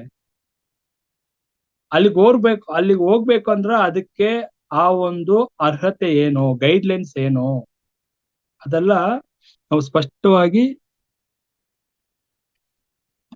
ಹಾಗಾಗಿ ಯಾವಾಗ ನಮ್ಮಲ್ಲಿ, ಯಾವತ್ತೂ ಅದನ್ನೇ ಹೇಳ್ತಾ ಇರ್ತೀನಿ, ಇನ್ನೊಬ್ರನ್ನು ನೋಡುವಾಗ ತನ್ನನ್ನೇ ಕಾಣ್ಬೇಕು ಇನ್ನೊಬ್ರಲ್ಲೂ ಕೂಡ. ಇದನ್ನೇ ರಮಣ ಮಹರ್ಷಿ ಹೇಳ್ತಾರೆ, ವಿಜಯಕಾಂತ್ ಬೇರೆ,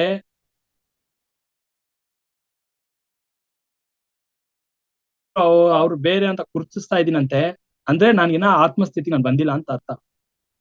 ಇವಾಗ ನನ್ನ ಎದುರಿಗೆ ಎಂತ ಒಂದು ದೊಡ್ಡ ಒಂದು ಮಹಾಗುರು ಸದ್ಗುರು ಬಂದ್ರು ಕೂಡ ನಾನು ಅವ್ರು ಗುರು ಅಂತ ಗುರುತಿಸ್ತಾ ಇದ್ದೀನಿ ಅಂದ್ರೆ ಅದು ದೊಡ್ಡ ಅಜ್ಞಾನ. ಅದು ಯಾಕೆ? ಅವರಲ್ಲಿರೋ ಪರಮಾತ್ಮನೇ, ನಾನು ಪರಮಾತ್ಮನೇ, ನನ್ನಲ್ಲಿ ಮನಸ್ಸು ಹೇಳ್ತಾ ಇದೆ ಇವರು ದೊಡ್ಡ ಗುರು, ಇವರು ಮಹಾತ್ಮರು, ಇವರು ಹಾಗೆ ಹೀಗೆ ಅಂತ. ಅದೇ ಯಾವಾಗ ನನಗೆ ನೀವು ಬೇರೆಲ್ಲ ನಾನ್ ಬೇರೆಲ್ಲಪ್ಪ, ನಾವೆಲ್ಲರೂ ಒಂದೇನೆ, ನೀನು ಪರಮಾತ್ಮನೇ ನಾನು ಪರಮಾತ್ಮನೇ, ಆ ಅರಿವು ಬಂದಾಗ ನಾವ್ ಯಾರ ಕಾಲ್ಗೂ ಬೀಳಲ್ಲ, ಯಾರನ್ನು ನಾವು ಆರಾಧನೆ ಮಾಡಲ್ಲ. ಎಲ್ಲಿವರೆಗೂ ಮಾಡ್ತೀವಿ? ನಾನು ಯಾರು ಅಂತ ತಿಳ್ಕೊಳ್ದೆ ಇರೋವರೆಗೂ ಇದನ್ನೆಲ್ಲ ಮಾಡ್ತಾ ಇರ್ತೀವಿ. ಅದಕ್ಕೆ ಪತ್ರಿಜಿ ಗುರುಗಳು ಯಾರ ಕಾಲ್ಗೂ ಬೀಳ್ಬೇಡಿ, ಮೈ ಡಿಯರ್ ಗಾಡ್ಸ್. ಏನಕ್ಕೆ ಮೈ ಡಿಯರ್ ಗಾಡ್ಸ್ ಅಂತ ಹೇಳಿದ್ರು ಅವರು? ಏನಕ್ಕೆ ಅಹಂ ಬ್ರಹ್ಮಾಸ್ಮಿ ಅಂತ ಹೇಳಿದ್ರು? ಯಾಕಪ್ಪ ಅಂದ್ರೆ ನಮ್ಮೊಳಗಡೆ ಇದ್ರ ಭಗವಂತರಪ್ಪ. ಒಂದು ಭಗವಂತ ಹೋಗಿ ಇನ್ನೊಬ್ರು ಭಗವಂತನ ಕಾಲ್ ಬೀಳ್ತಾನ? ಹೇಳಿ, ಎಲ್ರಲ್ಲೂ ಇದ್ದಾರೆ, ನಾವು ತಿಳ್ಕೊಳ್ತಾ ಇಲ್ಲ, ಅಜ್ಞಾನದಲ್ಲಿ ಇದೀವಿ. ಈ ಮನಸ್ಸು ಹೇಳ್ತಾ ಇದೆ ನೀನ್ ಬೇರೆ ನಾನ್ ಬೇರೆ, ನಿನ್ನ ಸ್ಥಿತಿ ಬೇರೆ ನನ್ನ ಸ್ಥಿತಿ ಬೇರೆ, ನಿನ್ನ ಅಂತಸ್ತು ಬೇರೆ ನನ್ನ ಅಂತಸ್ತು ಬೇರೆ, ಇದನ್ನೆಲ್ಲ ಮಾಡ್ಕೊಳ್ತಾ ಇರೋದು ಮನಸ್ಸು. ಆತ್ಮಸ್ಥಿತಿಯಲ್ಲಿ ಮೇಲು ಕೀಳು ಯಾವುದು ಇಲ್ಲ, ದೊಡ್ಡವರು ಚಿಕ್ಕವರು ಸಣ್ಣವರು ಅಂತ ಯಾವುದೂ ಇಲ್ಲ, ಪಾಪ ಪುಣ್ಯ ಎಂಬುದು ಪ್ರಕೃತಿನಲ್ಲಿ ಇಲ್ಲ. ಅರ್ಥ ಮಾಡ್ಕೊಳ್ಳಿ, ಉನ್ನತ ಸತ್ಯಗಳನ್ನ ಅರ್ಥ ಮಾಡಿ. ಒಳ್ಳೇದು ಕೆಟ್ಟದು ಎಂಬುದು ಇಲ್ಲ ಪ್ರಕೃತಿನಲ್ಲಿ. 100 ಕೊಲೆ ಮಾಡಿದವನು ಕೂಡ ಪ್ರಕೃತಿ ಆಶ್ರಯ ಕೊಡ್ತಾ ಇದೆ. ಹೇಳಿ ನೀವೇ, ಯಾಕೆ? ನಿಮ್ ಮನಸ್ಸು ಹೇಳ್ತಾರೆ ಅವ್ನ್ ಕೊಲೆಗಾರ, ಅವ್ನ್ ಸರಿ ಇಲ್ಲ, ಅವ್ನು ದುಷ್ಟ ಅಂತ. ಪ್ರಕೃತಿಗೆ ಸಮಾನತೆ, ಪ್ರಕೃತಿ ಎಲ್ರು ಸಮಾನಾಗಿ ನೋಡ್ತಾ ಇದೆ. ಅವನು ದುಷ್ಟನೋ ನೀಚನೋ ನೀವ್ ಯಾರು ಅದನ್ನ ಜಡ್ಜ್ ಮಾಡ್ಲಿಕ್ಕೆ? ನಮ್ಗೆ ಯಾವ ರೈಟ್ಸು ಇಲ್ಲ. ಅವನ ಒಳಗಡೆ ಕೂಡ ಪರಮಾತ್ಮನೇ ಇರೋದು. ಆ ಸ್ಥಿತಿಗೆ ಯಾವಾಗ ನಾವು ಬರ್ತೀವೋ ಅವಾಗ ನಾವು ಪರಮಾತ್ಮ ಆಗ್ತೀವಿ. ಅಲ್ಲಿವರೆಗೂ ಬರೀ ಪದ ಬಳಕೆ ಇರುತ್ತಷ್ಟೇ. ನನ್ನೊಳಗಡೆ ಕೂಡ ದೇವ್ರಿದ್ದಾನೆ, ಹೌದಪ್ಪ ಹೇಳಿದ್ದಾರೆ, ಇರ್ಬಹುದೇನೋ ಅಂತ. ಯಾವಾಗ ಈ ದೃಷ್ಟಿಕೋನದಲ್ಲಿ ಈ ಸ್ಥಿತಿಗೆ ನಾವು ಬರ್ತೀವೋ, ಅವ್ರು ಏನ್ ಮಾಡ್ತಾರೋ ಅವ್ರ ಪ್ರಕೃತಿ ಒಂದು ಕಾನೂನು ಏನಿದೆಯೋ ಅದ್ರ ಪರವಾಗಿ ಅವ್ರ ಜೀವನ. ನಾವು ಯಾರನ್ನು ಬಂದು ಜಡ್ಜ್ ಮಾಡ್ತಾ ಇದೀವಿ, ಇವನು ಕಲ್ಲ, ಇವನು ಮೋಸಗಾರ, ಇವನ್ ದರೋಡೆಕಾರ ಅಂದ್ರೆ ನಾವೆಲ್ಲ ಅಜ್ಞಾನದಲ್ಲಿ ಇದ್ದೀವಿ ಅಂತ ಅರ್ಥ ಆಗ್ತಿದ್ಯಾ? ಒಬ್ಬ ಯೋಗಿ ಆದವನು, ಜ್ಞಾನಿ ಆದವನು, ಓಕೆನಾ, ಹೇಗ್ ನೋಡ್ತಾನೆ? ಅವನ ಹತ್ರ ಇರೋದು ಏನೇ ಕಿತ್ಕೊಂಡು ಹೋದ್ರು ಕೂಡ ಸಾಕ್ಷಿಯಾಗಿ ನೋಡ್ತಾನೆ. ನಾವೇನ್ ಮಾಡ್ತೀವಿ? ಇಮ್ಮಿಡಿಯೇಟ್ ರಿಯಾಕ್ಟ್ ಮಾಡ್ತೀವಿ, ಪೊಲೀಸ್ ಕಂಪ್ಲೇಂಟ್ ಕೊಡು, ಬಾಯ್ ಬಡ್ಕೊಂಡು, ಕಿಚ್ಚಾಡ್ಕೊಂಡು, ಕೂಗಾಡ್ಕೊಂಡು, ಎಲ್ರಿಗೂ ಹೇಳ್ಕೊಂಡು. ಇದಪ್ಪ ಅಂದ್ರೆ ಅದು ನನ್ ಕರ್ಮದಲ್ಲಿತ್ತು, ಅದ್ ಕರ್ಮ ಅವನ್ ಮುಖಾಂತರ ಅದಂಗೆ ನಡಿಬೇಕಂತ ಇತ್ತು, ನಡೀತು. ಈ ತರ ನಾನು ಯಾವ್ದೋ ಜನ್ಮದಲ್ಲಿ ನಾನ್ ಮಾಡಿದೀನಿ. ಕಾರಣ ಕಾರ್ಯ ಸಂಬಂಧ, ಕಾರಣ ಇಲ್ಲದೆ ನನ್ನ ಜೀವನದಲ್ಲಿ ಯಾವ್ದು ನಾನು ಕಲ್ಕೊಳ್ಳೋದಿಲ್ಲ, ಯಾರು ನನ್ನ ಯಾಮರ್ಸಕ್ಕೂ ಆಗಲ್ಲ, ಯಾರು ನನ್ನ ಕೊಲೆ ಮಾಡಕ್ಕೂ ಆಗಲ್ಲ, ಯಾರು ನನ್ನ ದುಃಖ ಕೊಡಕ್ಕಾಗಲ್ಲ ನನ್ಗೆ.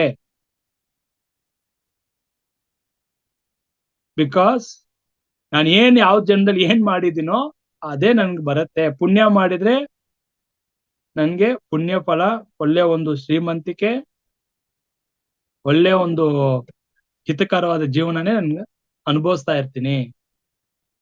ನಾನು ಒಬ್ರಿಗೆ ಮೋಸ ಮಾಡಿದ್ರೆ ಈ ಜನ್ಮದಲ್ಲಿ ಬೇರೆ ಒಬ್ಬ ವ್ಯಕ್ತಿಯಿಂದ ನಾನ್ ಮೋಸ ಹೋಗ್ತೀನಿ. ಅದನ್ನೇ ಹೇಳ್ತಾ ಇರೋದು, ಜ್ಞಾನ ಇರ್ಬೇಕು. ಯಾವಾಗ ನನ್ನಲ್ಲಿ ದುಃಖ ಇದೆ ಅಂದ್ರೆ ಅವ ಆಧ್ಯಾತ್ಮಿಕ ವ್ಯಕ್ತಿ ಇಲ್ಲ ಅಂತ ಅರ್ಥ. ದುಃಖ ಯಾರಿಗಾಗ್ತಾ ಇರೋದು? ಯಾರಿಗ್ ದುಃಖ ಆಗ್ತಾ ಇರೋದು ಹೇಳಿ ನೋಡೋಣ. ದುಃಖ ಯಾರಿಗಾಗ್ತಾ ಇರೋದು? ದುಃಖ ಯಾರಿಗಾಗ್ತಾ ಇರೋದು? ತಪ್ಪುಗಳನ್ನ ಮಾಡಿದವರಿಗೆ ಸರ್.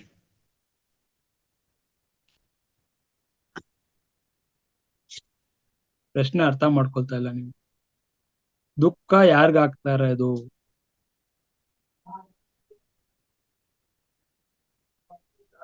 ಪುಷ್ಪನ ಆನ್ಸರ್ ಮಾಡಿದ್ದು?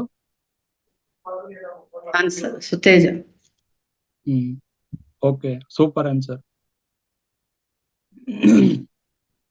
ದುಃಖ ಆಗ್ತಾ ಇರೋದು ಮನಸ್ಸಿಗೆ. ನೋಡಿ, ಈ ಅರಿವು ನಮ್ಗಿಲ್ಲ. ದುಃಖ ತಂದ್ಕೊಳ್ತಾ ಇರೋದು ಮನಸ್ಸು. ಅದು ಬಿಟ್ಬಿಟ್ಟು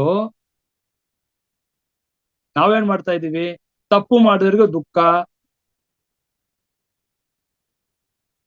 ತಪ್ಪು ಮಾಡೋರಿಗೆ ದುಃಖ, ಒಳ್ಳೇದು ಮಾಡೋ ಹಂಗೆ ಒಳ್ಳೇದು ಮಾಡ್ತಾ ಇರೋ ದುಃಖ ಇಲ್ವಾ?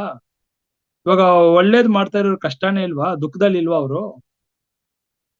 ಒಳ್ಳೇದೇ ಮಾಡ್ತಾರೆ, ಒಳ್ಳೇದೇ ಬಯಸ್ತಾರೆ, ಅವ್ರ ದುಃಖದಲ್ಲಿ ಇಲ್ವಾ? ಇದರ ಇಲ್ವಾ? ಕೇಳ್ತಾರೆ ತಾನೆ, ಒಳ್ಳೆಯವ್ರಿಗೆ ಕಷ್ಟ ಅಂತ. ಈ ಮಾತು ಕೇಳಿ ಕೇಳಿ ಕೇಳಿ ನನ್ಗಂತೂ ಸಾಕಾಗೋಗ್ಬಿಟ್ಟಿದೆ. ನನ್ಗೆ ಅವ್ರ ಮೇಲೆ ಪಶ್ಚಾತ್ತಾಪ ಬರುತ್ತೆ. ಇನ್ನ ಎಷ್ಟು ಅಜ್ಞಾನದಲ್ಲಿ ಇದಾರೆ ಅಂತ. ಒಳ್ಳೆಯವ್ರಿಗೆ ಮಾತ್ರ ಕಷ್ಟ ಅಂತೆ, ಒಳ್ಳೆಯವ್ರು ಮಾಡಕ್ ಕಷ್ಟ ಅಂತೆ. ಅಯ್ಯೋ, ನೀನ್ ಕಷ್ಟ ಬರ್ತಾ ಇದೆ ಅಂದ್ರೆ ಬೇಗ ನೀನು ಉನ್ನತ ಸ್ಥಿತಿಗೆ ಹೋಗಕ್ಕೆ ಭಗವಂತ ತಯಾರಿ ಮಾಡ್ತಾ ಇದ್ದಾನಪ್ಪ. ನಿನ್ನ ಪ್ರಕೃತಿನ ಆರಿಸ್ಕೊಂಡಿದೆ. ಕೆಟ್ಟವರು ಚೆನ್ನಾಗೇ ಇದ್ದಾರೆ, ಒಳ್ಳೆಯವ್ರಿಗೆ ಮಾತ್ರ ಕಷ್ಟ ಅನ್ನೋದು ಎಲ್ಲಿದೆ? ಅಜ್ಞಾನ ಅದು. ನೀನ್ ಕಷ್ಟದ ಮೇಲೆ ಕಷ್ಟ ಮೇಲೆ ಬರ್ತಾನೆ ಇದೆ ಅಂದ್ರೆ ನೀನ್ ಪರಿಶುದ್ಧತೆ ಆಗ್ತಾ ಇದೀಯಾ, ನೀನ್ ಮೋಕ್ಷಕ್ಕೆ ಹತ್ರ ಆಗ್ತಿದ್ಯಾ, ಭಗವಂತನ್ಗೆ ಹತ್ರ ಆಗ್ತಿದ್ಯಾ, ಕೊನೆ ಜನ್ಮಕ್ಕೆ ಹತ್ರ ಆಗ್ತಿದ್ಯಾ ಅಂತ ಅರ್ಥ. ನಿನ್ಗೆಲ್ಲ ಸೇರ್ತಾ ಇದೆ ಅಂದ್ರೆ ನಿನ್ಗೆ ಇನ್ನ ಎಷ್ಟೋ ಜನ್ಮ ಕಾದಿದೆ ಅಂತ ಅರ್ಥ. ಕೆಟ್ಟದು ಮಾಡದವನ್ಗೆ ಒಳ್ಳೇದೇ ಆಗ್ತಾ ಇದೆ ಅಂದ್ರೆ ಅವನ್ಗಷ್ಟು ಜನ್ಮ ಕಾದಿದೆ ಅಂತ ಅರ್ಥ. ಒಳ್ಳೆಯವ್ರಿಗೆ ಸಾಕಷ್ಟು ಕಷ್ಟ, ನೀನ್ ಎಷ್ಟೋ ಜನ್ಮದಲ್ಲಿ ಮಾಡಿಟ್ಟಿದೆಲ್ಲಪ್ಪ ಗಂಟು ಮೂಟೆ ಕರ್ಮಗಳು, ಅದು ಒಂದೊಂದೊಂದಾಗಿ ಈ ಜನ್ಮದಲ್ಲಿ ಅನುಭವಿಸಿ ತೀರ್ಸಿ ಇನ್ ಈ ಜನ್ಮದಲ್ಲೇ ಎಲ್ಲಾ ಕರ್ಮ ಕಳ್ಕೊಂಡು ಉನ್ನತ ಸ್ಥಿತಿಗೆ, ಉನ್ನತ ಲೋಕಕ್ಕೆ ಹೋಗಕ್ಕೆ ನೀನು ಮಾರ್ಗ ಸಿಗ್ತಾ ಇದೆ ನಿನ್ಗೆ ಅಂತ ಅರ್ಥ.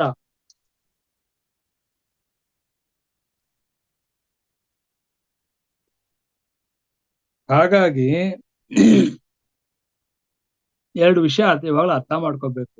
ನಮ್ಮ ಜೀವನದಲ್ಲಿ ಏನೇ ನಡೆದ್ರು, ಬಿರುಗಾಳಿ ಬೀಸಿದ್ರು, ಸುನಾಮಿ ಬಂದ್ರು, ಪ್ರಳಯ ಆದ್ರು, ಎಲ್ಲದಕ್ಕೂ ನಾನೇ ಕಾರಣಕರ್ತ. ನನ್ನ ವಾಸ್ತವಕ್ಕೆ ನಾನೇ ಕಾರಣ. ಕಾರಣ ಇಲ್ಲದೆ ಜೀವನದಲ್ಲಿ ಯಾವ್ದು ನಡೆಯೋಲ್ಲ. ಯಾರೂ ಕಾರಣರಲ್ಲ. ನನ್ನ ಗಂಡ, ನನ್ನ ಹೆಂಡತಿ, ನನ್ನ ಸಂಬಂಧಿಕರು, ನನ್ನ ಸ್ನೇಹಿತರು ಯಾರು ಹೊಣೆ ಅಲ್ಲ ಮಾಸ್ಟರ್ಸ್. ಅಜ್ಞಾನ. ಯಾಕಂದ್ರೆ ಇದೆಲ್ಲವೂ ಕೂಡ ನಾನೇ ತಂದಿರೋದು. ಇಲ್ಲಿ ಭೂಮಿಗೆ ಬರುವಾಗ ಇದೆಲ್ಲ ನನ್ನ ಒಂದು ಪ್ರಣಾಳಿಕೆ. ಈ ಆತ್ಮಕ್ಕೆ ಈ ಅನುಭವ ಬೇಕು. ಈ ತರ ಮೋಸ ಹೋಗ್ಬೇಕಾ? ಆ ಅನುಭವ ಆತ್ಮಕ್ಕೆ ಬೇಕು. ಇದು ಪ್ಲಾನಿಂಗ್. ಇದು ಆತ್ಮಕ್ಕೆ ಮೋಸ ಹೋಗೋದಂದ್ರೆ ಅದ್ರ ಬಗ್ಗೆ ಅನುಭವನೇ ಇಲ್ಲ.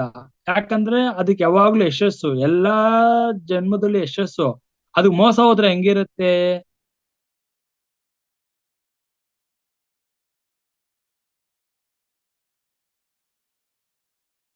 ಈ ತರ ಮೋಸ ಅಂತ. ಅದು ಇವಾಗ ನಾನು ಒಬ್ಬನ ಹತ್ರ ಇಂದ ನಾನು ದುಃಖಕ್ಕೊಳಗಾಗಿ ಅವ್ನ್ ದುಃಖನೇ ಕೊಡ್ಬೇಕು ಅನ್ನೋದು ನನ್ ಪ್ರಾಣ. ಯಾಕಂದ್ರೆ ದುಃಖ ಅಂದ್ರೆ ಗೊತ್ತಿಲ್ಲ. ಪ್ರತಿ ಜೀವನದಲ್ಲೂ ರಾಣಿ ತರಾನೇ ನನ್ ಜೀವನ ಮಾಡಿದೀನಿ.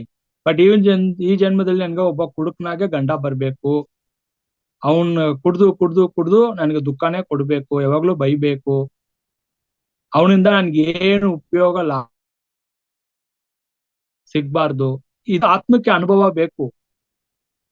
ಅದಕ್ಕೆ ಇದು ಅನುಭವಗಳು ತಗೊಳ್ತಾ ಇದೆ. ಇಲ್ಲಿ ಅವ್ನ್ ಕುಡ್ಕ ತಪ್ಪ? ಕುಡುಕ್ನಾಗಿರೋದು ಅವನ್ ತಪ್ಪ? ಅದು ಹೇಳಿ. ಯಾರ ಹೆಸರು ಕೊಡ್ತಾರೆ ಅವ್ನ್ ಕುಡುಕ ಅಂತ? ಯಾರ್ ರೈಟ್ಸ್ ಕೊಟ್ಟಿದ್ದು? ಅವ್ರ ಗಂಡ ಕುಡುಕ, ಕುಡ್ದ್ಬಿಟ್ಟು ಹೊಡಿತಾನೆ ಬಡಿತಾನೆ ಅಂತ. Who are we to tell that? ಪ್ರಕೃತಿ ತಾನೆ ಅವ್ನ್ ಸಾರಾಯಿ ಕುಡಿತಾನೋ ಏನ್ ಕುಡಿತಾನೋ, ಪ್ರಕೃತಿ ತಾನೆ ಸಹಾಯ ಮಾಡ್ತಾ ಇರೋದು ಅವ್ನಿಗೆ ಕುಡ್ಲಿಕ್ಕೆ. ದುಡ್ಡು ಕೊಡ್ತಾ ಇರೋದು ಯಾರು? ಅವಕಾಶ ಮಾಡ್ಕೊಡ್ತಾ ಇದ್ ಯಾರು? ಪ್ರಕೃತಿ ಗೊತ್ತಿಲ್ವಾ? ನಿಲ್ಸ್ಬೋದಿತ್ತಲ್ಲ ಅವ್ನ್ ಕುಡಿಯೋದ್ನ.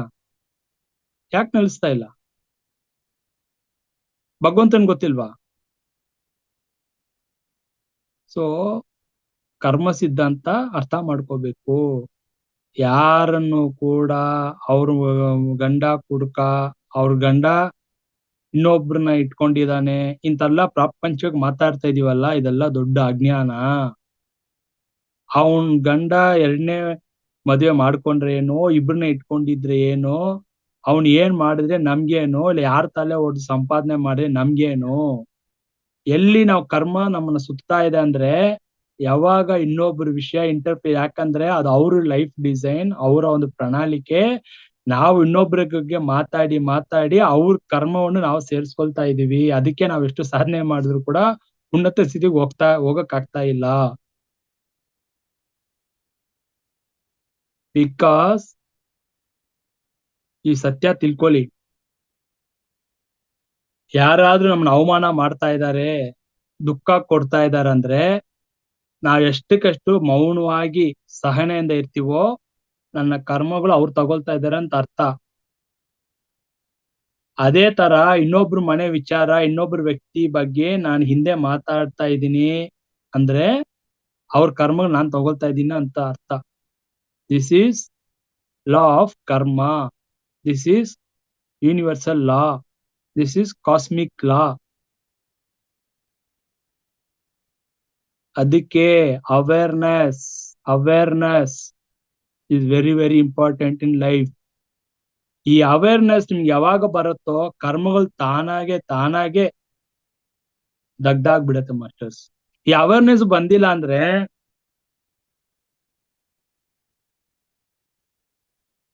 ಈ ಅವೇರ್ನೆಸ್ ಬರ್ಲಿಕ್ಕೆ ಮತ್ತೆ ಮತ್ತೆ ಮತ್ತೆ ಮುಂದಿನ ಜನ್ಮ ನಮ್ಗೆ ಕಾದಿದೆ ಅಂತ ಅರ್ಥ.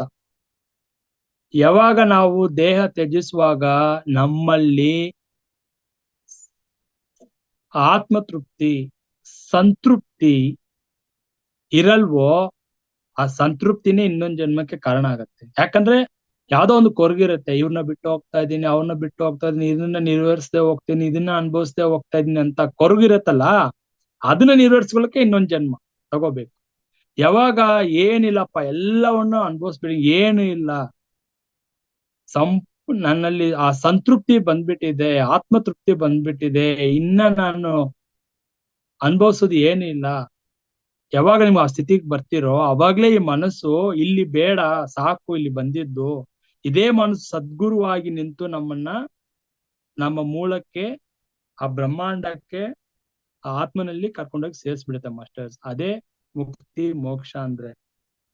ಅಲ್ಲಿವರೆಗೂ ಮನಸ್ಸು ನಮ್ಮನ್ನ ಬಂಧನದಲ್ಲೇ ಇಟ್ಟಿರುತ್ತೆ. ಅಯ್ಯೋ ಇಷ್ಟು ಬೇಗ ಇವನ್ನೆಲ್ಲ ಬಿಟ್ಟು ಹೋಗ್ತಾ ಇದೀನಲ್ಲಪ್ಪ, ನನ್ನ ಮಕ್ಕಳನ್ನ ನೋಡ್ದೆ ಹೋಗ್ತಾ ಇದೀನಲ್ಲ, ನನ್ನ ಮಗಳಿಗೊಂದು ಮದುವೆ ಮಾಡ್ದೆ ಹೋಗ್ತಾ ಇದೀನಲ್ಲ. ಈ ತರ ಒಂದು ಆಲೋಚನೆ ಸಾಕು, ಆಸೆ ಸಾಕು, ಇನ್ನೊಂದು ಜನ್ಮ ಒಂದೇ ಒಂದು ಆಲೋಚನೆ ಸಾಕು. ಒಬ್ಬ ವ್ಯಕ್ತಿ ದೇಹ ತ್ಯಜಿಸುವಾಗ ಅರ್ಥ ಮಾಡ್ಕೊಳ್ಳಿ, ಅವನಿಗೆ ಆ ಕ್ಷಣದಲ್ಲಿ ಏನ್ ಬರುತ್ತೋ ಆಲೋಚನೆ, ಯಾರ ಮೇಲೆ ಹೋಗುತ್ತೋ ಮನಸ್ಸು, ಆ ಆ ಆಲೋಚನೆ ಆ ವ್ಯಕ್ತಿ ಯಾವ ವ್ಯಕ್ತಿ ಮೇಲೆ ಹೋಯ್ತೋ ಅದೇ ಆ ವ್ಯಕ್ತಿಯನ್ನು ಮತ್ತೆ ಸೇರ್ಲಿಕ್ಕೆ ಇನ್ನೊಂದ್ ಜನ್ಮ ಕಾರಣ ಆಗುತ್ತೆ.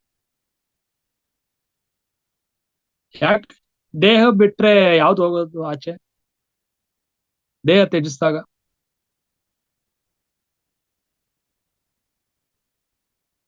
ಬಾಡಿ ವೆಕೇಟ್ ಆದಾಗ ಆಚೆ ಹೋಗೋದು ಯಾವ್ದು?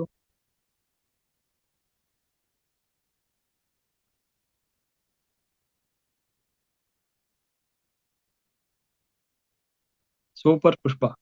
ಮನಸ್ಸು ಅರ್ಥ ಮಾಡ್ಕೊಳ್ಳಿ ಸತ್ಯ ಏನು ಅಂತ. ಪ್ರಾಣ ಹೋಗತ್ತೆ, ಉಸಿರು ಹೋಗತ್ತೆ, ಅದೆಲ್ಲ ಹೋಗತ್ತೆ, ದಶವಾಯುಗಳು ಆಚೆ ಹೋಗತ್ತೆ, ಉಸಿರು ನಿಲ್ಲತ್ತೆ, ಅದು ಬೇರೆ. ಆದ್ರೆ ದೇಹ ಬಿಟ್ಟಾಗ ಆಚೆ ಹೋಗುವುದು ದೇಹದಿಂದ ಮನಸ್ಸು. ಈ ಮನಸ್ಸು ಏನ್ ಮಾಡತ್ತಂದ್ರೆ ಮನಸ್ಸಿನ ಜೊತೆ ಆತ್ಮ ಹೋಗಲ್ಲ, ತಪ್ಪು. ಇದು ದೊಡ್ಡ ಅಜ್ಞಾನ. ಎಲ್ರು ಹಂಗ್ ತಿಳ್ಸಿದ್ದಾರೆ, ಆತ್ಮ ಹೋಗತ್ತೆ, ಆತ್ಮ ಸೇರ್ಕೊಳ್ಳುತ್ತೆ. ಆತ್ಮ ಅನ್ನೋದು ಆಗಿ ಬಂದಿರುವುದು. ಜೀವಾತ್ಮ ಅಂದ್ರೆ ಏನು ಅಂತ ತಿಳ್ಕೋಬೇಕು. 24 ತತ್ವಗಳಿಂದ ಕೂಡಿರುವುದೇ ಜೀವಾತ್ಮ. ಆತ್ಮ ಎಂಬುದು ಹೇಗೆ ಸೂರ್ಯ ಆ ಬಾನಿನಲ್ಲಿದ್ದು ಆ ಬ್ರಹ್ಮಾಂಡದಲ್ಲಿದ್ದು ಭೂಮಿಗೆ ಬೆಳಕು ಸುರಿತಾನೋ, ಹಾಗೆಯೇ ನನ್ನ ಆತ್ಮ ಕೂಡ ಬ್ರಹ್ಮಾಂಡದಲ್ಲಿ ಇದ್ದು ಅದರ ಒಂದು ಬೆಳಕಿನಿಂದ, ಅದರ ಒಂದು ಶಕ್ತಿಯಿಂದ ದೇಹದ ಮೇಲೆ ಆ ಸ್ಫುರಣೆ ಬೀಳ್ತಾ ಇರೋದ್ರಿಂದ ನಾನ್ ಜೀವಿಸ್ತಾ ಇದ್ದೀನಿ. ಒಂದು ಕ್ಷಣ ಆ ಆತ್ಮದಿಂದ ಬರೋ ಈ ಬೆಳಕು ದೇಹದ ಮೇಲೆ ಬೀಳ್ತಾ ಇದಲ್ಲ, ಇದು ನಿಂತೋಗ್ಬಿಟ್ರೆ ದೇಹ ಬಿದ್ದೋಗ್ಬಿಡತ್ತೆ. ಆ ಬ್ರಹ್ಮಾಂಡದಲ್ಲಿರೋ ಈ ನನ್ನ ಆತ್ಮ ಶಕ್ತಿ ಚೈತನ್ಯ ಕೊಡ್ತಾ ಇರೋದ್ರಿಂದಾನೇ ದೇಹ ಚಲನೆಯಲ್ಲಿ ಇರೋದು. ಈ ಸತ್ಯ ಅರ್ಥ ಮಾಡ್ಕೋಬೇಕು. ದೇಹ ಬಿಟ್ಟು ಹೋಗುವುದು ಮನಸ್ಸು. ಈ ಜೀವಾತ್ಮನು ಅಂದ್ರೆ ಏನು? ದಶವ 5 ಮಹಾ ಪ್ರಾಣವಾಯು ಅಂದ್ರೆ ಈ 24 ತತ್ವಗಳನ್ನ ಹೇಳ್ತಾ ಇರೋದು. ಪಂಚೇಂದ್ರಿಯಗಳು 5, ಪ್ರಾಣವಾಯುಗಳು 5, ಪಂಚಭೂತಗಳು 5, ಆಮೇಲೆ ಅಂತಃಕರಣ 4, ಚಿತ್ತ ಬುದ್ಧಿ ಮನಸ್ಸು ಅಹಂಕಾರ. ಸೊ ಈ 24 ತತ್ವಗಳಿಂದ ಆಗಿರೋದೆ ಅಂದ್ರೆ ಪಂಚೇಂದ್ರಿಯಗಳು 5, ಕರ್ಮೇಂದ್ರಿಯಗಳು 5, ಪಂಚಭೂತಗಳು 5, 15,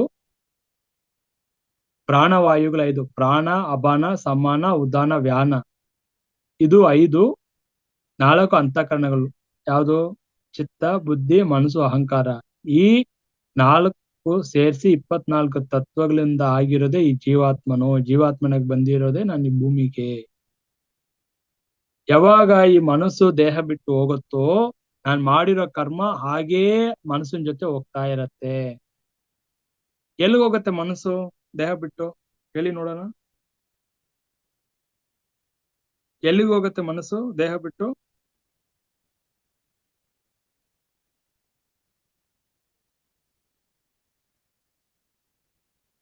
ಎಲ್ಲಿಗೆ ಹೋಗುತ್ತೆ ಮನಸ್ಸು?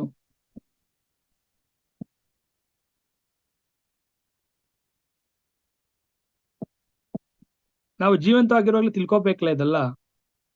ಸತ್ತ ಮೇಲೆ ಸತ್ಯ ಗೊತ್ತಾಗಿ ಏನ್ ಪ್ರಯೋಜನ? ದೇಹ ಸಿಗಲ್ಲ.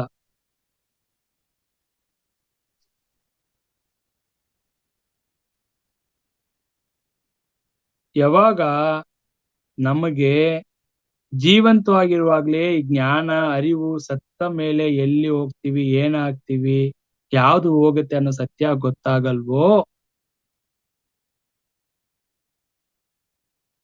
ಮನಸ್ಸು ಆತ್ಮನಲ್ಲಿ ಐಕ್ಯವಾಗತ್ತ ಯಾವಾಗ ಯಾವಾಗ ಐಕ್ಯವಾಗತ್ತ ಅದು ಪರಲೋಕಕ್ಕೆ ಹೋಗತ್ತ ಹೇಳಿ ಹೇಳಿ ಬ್ರಹ್ಮದಲ್ಲಿ ಸೇರುತ್ತೆ ಓಕೆ ಅದ್ ಯಾವಾಗ ಸೇರತ್ತೆ ಎಲ್ರಿಗೂ ಹೋಗಿ ಸೇರ್ಬಿಡತ್ತಾ ಇಲ್ಲ ದೇಹ ಬಿಟ್ಟಾಗ ಎಲ್ರ ಮನಸ್ಸು ಹೋಗಿ ಹ್ಮ್ ಬ್ರಹ್ಮದಲ್ಲಿ ಸೇರ್ಬಿಡತ್ತಾ ಪರಲೋಕಕ್ಕೆ ಹೋಗ್ಬಿಡತ್ತ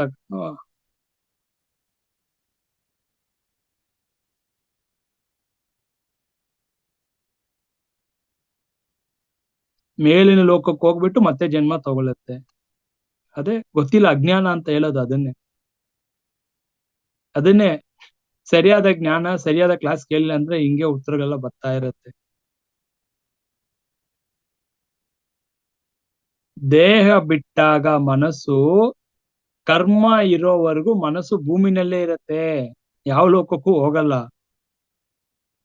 ಕರ್ಮ ಇರೋವರೆಗೂ ಭೂಮಿನಲ್ಲೇ ಇರತ್ತೆ ಇನ್ನೊಂದ್ ದೇಹ ಹುಡುಕ್ತಾ ಇರತ್ತೆ ದೇಹ ಸಿಗೋವರೆಗೂ ಆಸೆಗಳು ಗೂಡು ಅಂತ ಹೇಳಿದಲ್ಲ ಮನಸ್ಸು ಆಸೆ ಇಟ್ಕೊಂಡಿದಲ್ಲ ನಿರ್ವೇರದ ಆಸೆ ಆ ಮನಸ್ಸೇ ಆಸ್ಟ್ರಲ್ ಬಾಡಿ ಆಗಿ ತಿರ್ಗಾಡ್ತಾ ಇರತ್ತೆ ಇಲ್ಲೇ ಅದ್ರ ಜೊತೆ ಕರ್ಮ ನಾವ್ ಮಾಡಿರೋ ಸಂಸ್ಕಾರಗಳು ಮನಸ್ಸು ಜೊತೆನೆ ಪ್ರಯಾಣ ಮಾಡ್ತಾ ಇರತ್ತೆ ಭೂಮಿನಲ್ಲಿ ಈ ಭೂಮಿ ಅನ್ನೋದು ಗುರುತ್ವಾಕರ್ಷಣೆ ಶಕ್ತಿ ಏನ್ ಮಾಡತ್ತೆ ಈ ಜೀವಾತ್ಮನನ್ನು ಹೋಗಕ್ಕೆ ಬಿಡಲ್ಲ ಈ ಗುರುತ್ವಾಕರ್ಷಣ ಶಕ್ತಿ ಎಳಿತಾ ಇರುತ್ತೆ ಯಾವ ಲೋಕಕ್ಕೆ ಹೋಗ್ ಬಿಡದೆ ಸ್ವರ್ಗಕ್ಕೂ ಹೋಗಲ್ಲ ಉನ್ನತ ಲೋಕಕ್ಕೂ ಹೋಗಲ್ಲ ಗೊತ್ತಿಲ್ದೇ ಇರೋ ಲೋಕ ಬಗ್ಗೆನೂ ಮಾತಾಡ್ಬಾರ್ದು ಫಸ್ಟ್ ಆಫ್ ಆಲ್ ನಾನು ಆತ್ಮ ಅಂದಾಗ ನನ್ನ ಗುರಿ ಅಲ್ಲಿ ಹೋಗಿ ಬ್ರಹ್ಮನಲ್ಲಿ ಆತ್ಮನಲ್ಲಿ ಸೇರಬೇಕು ಅದೇ ಮುಕ್ತಿ ಮೋಕ್ಷ ಅಂದಾಗ ಈ ಸ್ವರ್ಗಲೋಕ ಪರಲೋಕ ಆ ಲೋಕ ಈ ಲೋಕ ಯಾಕೆ ಇಲ್ದೇ ಇರೋ ಲೋಕಗಳ ಬಗ್ಗೆ ನಾವು ಮಾತಾಡ್ಬೇಕು ಇಲ್ಲ ಯಾರಾದ್ರೂ ಅಲ್ಲಿ ಹೋದ್ರು ಕೂಡ ಮತ್ತೆ ಭೂಮಿಗೆ ಬರ್ಬೇಕಲ್ಲ ಆಯ್ತು ಇವಾಗ ಉನ್ನತ ಲೋಕಕ್ಕೆ ಹೋಗ್ತೀರಾ ಹೋದ್ರು ಕೂಡ ನೀವು ಮೋಕ್ಷಕ್ಕೆ ಹೋಗಕ್ ಆಗಲ್ವಲ್ಲ ಮೋಕ್ಷಕ್ಕೆ ಹೋದವರು ಮತ್ತೆ ಯಾವ ಲೋಕಕ್ಕೂ ಹೋಗಲ್ಲ ಅವರು ಆ ಪರಂಧಾಮ ಪರಲೋಕಕ್ಕೆ ಹೋದವರು ಇಲ್ಲಿ ಬರಲ್ಲ ನಾವು ಉನ್ನತ ಲೋಕ ಸ್ವರ್ಗಲೋಕಕ್ಕೆ ಹೋದ್ರೆ ಮತ್ತೆ ಭೂಮಿಗೆ ಬರ್ಬೇಕಲ್ಲ ದೇವತೆಗಳೇ ಬರ್ತಾರೆ ಅಂತ ಹೇಳ್ತಾ ಇದೀನಲ್ಲ ದೇವತೆಗಳಿಗೂ ಮೋಕ್ಷ ಇಲ್ಲ ಅಂತ ಹೇಳ್ತಾ ಇದ್ದೀನಿ ಯಾಕೆ ಇಲ್ಲ ದೇವತೆಗಳಿಗೆ ಮೋಕ್ಷ ಎಲ್ಲಿ ನೋಡೋಣ ಯಾಕೆ ದೇವತೆಗಳಿಗೆ ಮೋಕ್ಷ ಇಲ್ಲ ಹೇಗ ಅವ್ರ ದೇವತೆಗಳಾದ್ರು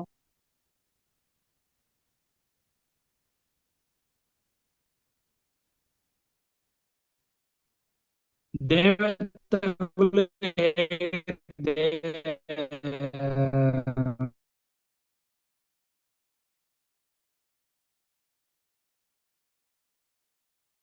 ನಿಮ್ಮಲ್ಲಿ ಬರ್ಬೇಕು ತಂತ ಏನು ವ್ಯತ್ಯಾಸ ಅವ್ರು ಹೇಗೆ ದೇವತೆಗಳಾದ್ರು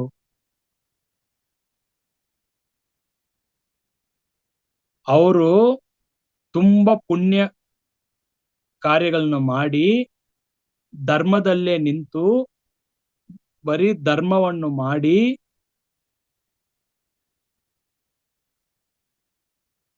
ಪುಣ್ಯದ ಕರ್ಮಗಳನ್ನು ಮಾತ್ರ ಮಾಡಿ ಹೆಚ್ಚಿನ ಪುಣ್ಯದ ಫಲದಿಂದ ಅವ್ರು ದೇವತೆಗಳಾದ್ರು ನಾವು ಕೂಡ ದೇವತೆಗಳಾಗ್ಬೋದು ನೀವು ದೇವತೆಗಳೇ ಎಲ್ರೂ ದೇವತೆಗಳೇ ಯಾಕಾಗ್ತಾ ಇಲ್ಲ ಅವ್ರು ಮಾಡಿದಷ್ಟಂತ ಪುಣ್ಯಗಳು ನಾವು ಮಾಡಕ್ ಆಗ್ತಾ ಇಲ್ಲ ಅವ್ರು ಮಾಡಿದಂತಹ ಧರ್ಮಗಳನ್ನು ನಾವು ಮಾಡಕ್ ಆಗ್ತಾ ಇಲ್ಲ ಅವರು ಸಾಕಷ್ಟು ಪುಣ್ಯ ಗಳಿಸಿದ್ದಾರೆ ಅದಕ್ಕೆ ಅವ್ರಿಗೆ ಆ ಒಂದು ಇದು ಕೊಟ್ಟಿದ್ದಾರೆ ದೇವತೆಗಳೊಂದು ಸ್ಥಾನ ಕೊಟ್ಟಿದ್ದಾರೆ ನಾವು ಕೂಡ ದೇವತೆಗಳ ಯಾವ್ದೋ ಒಂದ್ ಜನ್ಮ ನಾವು ಕೂಡ ದೇವತೆಗಳಾಗಿರ್ಬೋದು ಮತ್ತೆ ಮನುಷ್ಯರಾಗಿ ಬಂದಿದೀವಿ ಮೋಕ್ಷಕ್ಕೋಸ್ಕರ ಮತ್ತೆ ದೇವತೆಗಳಾಗಕ್ಕೂ ಗೊತ್ತಾಗ್ತಾ ಇಲ್ಲ ನಾವೆಲ್ರೂ ಕೂಡ ಯಾವ್ದೋ ಜನ್ಮ ದೇವತೆಗಳಾಗಿ ಇದ್ದಿರ್ತೀವಿ ಸಾಕಪ್ಪ ದೇವತೆಗಳಾಗಿ ಯಾಕಂದ್ರೆ ದೇವತೆಗಳಿಗೂ ಮೋಕ್ಷ ಇಲ್ವಲ್ಲ ಸೊ ಮನುಷ್ಯ ಜನ್ಮ ತಗೊಂಡ್ರೇನೆ ಮೋಕ್ಷ ದೇವತೆಗಳಿಗೂ ಮೋಕ್ಷ ಇಲ್ಲ ನೀವು ಮೋಕ್ಷ ಹೊಂದಬೇಕು ಅಂದ್ರೆ ಮತ್ತೆ ಮಾನವ ಜನ್ಮ ತಗೊಂಡು ಇಲ್ಲಿ ಸಾಧನೆ ಮಾಡಿ ಜ್ಞಾನ ಬೆಳೆಸ್ಕೊಂಡು ಅದಕ್ಕೆ ದೇವತೆಗಳಿಗೆ ದೇಹ ಇದೆಯಾ ದೇಹ ಇದೆಯಾ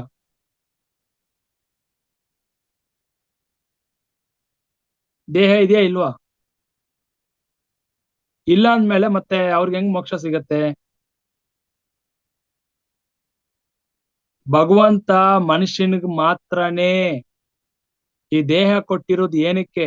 ಚೆನ್ನಾಗಿ ಊಟ ಮಾಡಿ ನಿದ್ರೆ ಮಾಡಿ ದುಡ್ಡು ಸಂಪಾದನೆ ಮಾಡಕ್ಕಲ್ಲ ಕೊಟ್ಟಿರೋದು ದೇಹವನ್ನು. ದೇಹ ಕೊಟ್ಟಿರೋದು ಈ ದೇಹ ಇರುವಾಗ್ಲೇ ನಿನ್ನ ಒಳಗಡೆ ಪರಮಾತ್ಮನನ್ನು ಕಂಡುಕೋ, ಸಾಧನೆ ಮಾಡಿ ಮುಕ್ತಿ ಮೋಕ್ಷಕ್ಕೆ ಹೋಗು. ದೇವತೆಗಳಿಗೂ ಕೂಡ ಸಿಗದಂತಹ ಮಾನವ ಜನ್ಮ ನಿನ್ಗೆ ಸಿಕ್ಕಿದೆ ಅಪ್ಪ. ದೇವತೆಗಳು ಕೂಡ ಮೋಕ್ಷಕ್ಕೆ ಅವ್ರು ಕೂಡ ಬಯಸ್ತಾ ಇರೋದು. ಅವರು ಒಂದು ಪುಣ್ಯ ಫಲಕ್ಕೆ ದೇವತೆಗಳ ಆಗಿದ್ದಾರೆ ಅಷ್ಟೇನೆ ಹೊರ್ತು, ಬಟ್ ಅವ್ರು ಕೂಡ ಮೋಕ್ಷ ಇಲ್ಲ. ಮೋಕ್ಷ ಕೊಟ್ಟಿರೋದು ಮಾನವನಿಗೆ ಮಾತ್ರನೇ. ಅಂತರ ಪವಿತ್ರವಾದ ಜನ್ಮ ನಮ್ಮದು. ಬಟ್ ನಾವೇನ್ ಮಾಡ್ತಾ ಇದೀವಿ?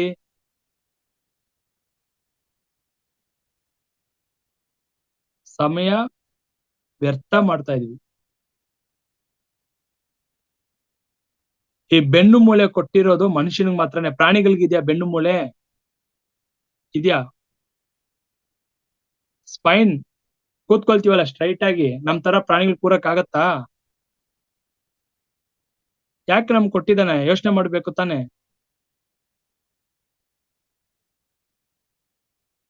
ಅಂದ್ರೆ ಏನಕ್ಕೆ ನಮ್ಗೆ ಈ ಸೊಂಟ, ಈ ಬೆನ್ನು ಮೂಳೆ ಏನು ಕೊಟ್ಟಿದ್ದಾನೆ ಅಂದ್ರೆ, ಕೂತ್ಕೊಂಡು ಸಾಧನೆ ಮಾಡಿ ಮೋಕ್ಷಕ್ಕೆ ನೀನು ಅರ್ಹತೆ ಹೊಂದು ಅಂತ. ಪ್ರಾಣಿಗಳಿಗೆ ಧ್ಯಾನ ಮಾಡಕ್ ಆಗತ್ತಾ? ಕೂರಕ್ ಆಗತ್ತ ನಮ್ ತರ? ಬಟ್ ನಾವು ಕೂರಕ್ ಆಗಲ್ವೇ? ಯಾವಾಗ ಎದೊಳ್ತೀವೋ ಅಂತ ಮನಸ್ಸು ಹೋಗ್ತಾ ಇರುತ್ತೆ, ಸಾಕು ಬಿಡು ಅಂತ. ಸೊ ಅರ್ಥ ಮಾಡ್ಕೋಬೇಕು, ದೇವತೆಗಳಿಗೂ ಕೂಡ ಸಿಗದೆ ಇರೋ ಒಂದು ಮುಕ್ತಿ ಪ್ರಾಪ್ತಿ ಭಗವಂತ ನಮ್ಗೆ ಕೊಟ್ಟಿದ್ದಾನೆ. ಅಂದ್ರೆ ಈ ದೇಹ ಚೆನ್ನಾಗಿರುವಾಗ್ಲೇ ಆರೋಗ್ಯವಾಗಿ ಇಟ್ಕೊಂಡ್ರೆ ಮಾತ್ರನೇ ಸಾಧನೆ ಮಾಡಕ್ಕಾಗೋದು. ಸಾಧನೆ ಆದ್ರೇನೆ ಮುಕ್ತಿ ಮೋಕ್ಷ ಪ್ರಾಪ್ತಿ ಆಗೋದು ಮಾಸ್ಟರ್ಸ್. ಸೊ ಕೋತಿ ನಮ್ ತರ ಕೂರಕ್ ಆಗಲ್ಲ ಮೇಡಮ್, ಅರ್ಥ ಮಾಡ್ಕೊಳ್ಳಿ. ಕೋತಿಗೂ ನಮಗೂ ವ್ಯತ್ಯಾಸ ಇದೆ. ನಮ್ ತರ ಸ್ಟ್ರೈಟ್ ಆಗಿ ಆ ಪೋಸ್ಟರ್ ಅಲ್ಲಿ ಕೂರಕ್ ಆಗಲ್ಲ. ನಾನು ಹೇಳ್ತಾ ಇರೋದು ನಿಮ್ಗೆ ಅರ್ಥ ಆಗ್ತಿಲ್ಲ. ನಾನ್ ಧ್ಯಾನದ ಬಗ್ಗೆ ಹೇಳ್ತಾ ಇರೋದು. ನಾವು ಸಿನಿಮಾ ಹಾಲಲ್ಲಿ ಕೂರೋ ತರ ಇಲ್ಲ ಚೌಟ್ರಿಯಲ್ಲಿ ಕೂರೋ ತರ ಕೇಳ್ತಾ ಇಲ್ಲ. ನಾನ್ ಕೇಳ್ತಾ ಇರೋದು ಧ್ಯಾನ ಸಾಧನೆ ಮಾಡ್ಲಿಕ್ಕೆ ನಮ್ಗೆ ಬೆನ್ನು ಮೂಳೆ ಕೊಟ್ಟಿರೋದು ಅಂತ. ಮನೇಲಿ ಸೋಫಾನಲ್ಲಿ ಕೂತ್ಕೊಳ್ತೀವಲ್ಲ, ಅದು ಕೋತಿನೂ ಕೂತ್ಕೊಳ್ಳುತ್ತೆ ಆ ತರ ಸೋಫಾದಲ್ಲಿ ರಿಲ್ಯಾಕ್ಸ್ ಆಗ್ಲಿಕ್ಕೆ. ಅದಕ್ಕಲ್ಲ ನಾನ್ ಕೇಳ್ತಾ ಇರೋದು. ಯಾವ ಪ್ರಾಣಿ ಕೂತ್ಕೊಳ್ಳುತ್ತೆ ಕೇಳಿಲ್ಲ. ನಮ್ಗೆ ಯಾಕೆ ಆ ಯೋಗ ಸ್ಥಿತಿ ಮನುಷ್ಯನಿಗೆ ಮಾತ್ರನೇ. ಆ ಒಂದು ಯೋಗ ಸ್ಥಿತಿ ಕೂರಕ್ಕೆ ಆ ಒಂದು ಆ ಬೆನ್ನು ಮೂಳೆ ಹೀಗೆ ನೇರವಾಗಿರ್ಬೇಕು ಅಂತ ಮನುಷ್ಯನಿಗೆ ಮಾತ್ರನೇ ಕೊಟ್ಟಿರೋದು.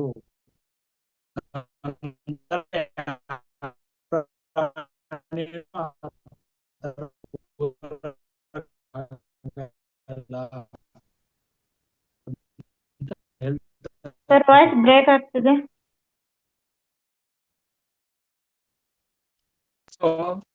ಫಸ್ಟ್ ಪ್ರತಿಯೊಬ್ಬರು ಬಂದಿರೋ ಉದ್ದೇಶ ಏನಂತ ತಿಳ್ಕೊಂಡು ಎಲ್ಲ ಪ್ರತಿಯೊಬ್ಬರು ಅದಕ್ಕೆ ಬಂದಿರೋದು ಆ ಸತ್ಯ. ಸೊ ಆ ಸತ್ಯವನ್ನು ತಿಳ್ಕೊಂಡು ನಾವು ಮುಂದೆ ಹೋಗ್ಬೇಕಂತ ಹೇಳಿ ನಾನು ಮಾತನ್ನ ಮುಗಿಸ್ತಾ ಇದೀನಿ ಮಾಸ್ಟರ್ಸ್. ಕೊಟ್ಟಿದ್ದಕ್ಕೆ ಎಲ್ರಿಗೂ ಥ್ಯಾಂಕ್ ಯು.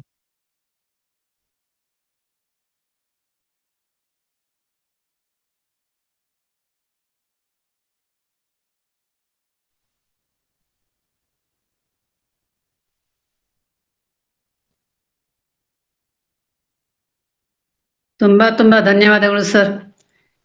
ಇಲ್ಲಿಯವರೆಗೆ ನಮಗೆ ಅದ್ಭುತವಾದ ಜ್ಞಾನವನ್ನು ಭೂಮಿಗೆ ಯಾಕೆ ಬಂದಿದೀವಿ ಅನ್ನೋದ್ರ ಬಗ್ಗೆ ತಿಳಿಸಿದ್ರಿ. ಎಲ್ಲದಕ್ಕೂ ಮನಸ್ಸು ಕಾರಣ. ಮನಸ್ಸನ್ನು ನಾವು ದಿನದಲ್ಲಿ ಇಟ್ಕೋಬೇಕು, ಮನಸ್ಸಿನ ಹಿಂದೆ ಹೋಗಬಾರದು. ಬಹಳ ಸ್ವಲ್ಪ ಒಂದೊಂದು ಮಾತು ಅಷ್ಟು ಅದ್ಭುತವಾಗಿ ಇತ್ತು ಸರ್, ಅರ್ಥಪೂರ್ಣವಾಗಿತ್ತು. ನಾವು 1-10 ಸರ್ತಿ ನೋಡ್ಬೇಕು ಸರ್. ನಿಜ ನಿಮ್ಮ ಮುಂದೆ ನಮ್ದು ಏನು ಜ್ಞಾನ ಜೀರೋ ಸರ್. ಅಷ್ಟು ಅದ್ಭುತವಾಗಿ ತಿಳಿಸ್ತೀನಿ ನೀವು. ತುಂಬಾ ಧನ್ಯವಾದಗಳು sir. Thank you sir. Thank you.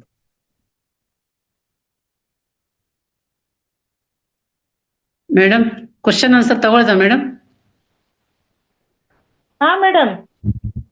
Masters ಯಾರಾದ್ರೂ ಪ್ರಶ್ನೆಗಳನ್ನ ಕೇಳೋದಿದ್ರೆ ನಿಮ್ಮ ಕೇಳ್ಬೋದು. ಇಬ್ರು ಮೂವರು ಸರ್ ಜೊತೆಗೆ ಮಾತಾಡ್ಬೋದು. ಹ್ಯಾಂಡ್ ರೈಸ್ ಮಾಡ್ರಿ, ಹ್ಯಾಂಡ್ ರೈಸ್ ಮಾಡ್ರಿ ಮಾಸ್ಟರ್ಸ್ ಪ್ಲೀಸ್. ಪ್ರಶ್ನೆಗಳಿದ್ರೆ ಕೇಳಿ. S master.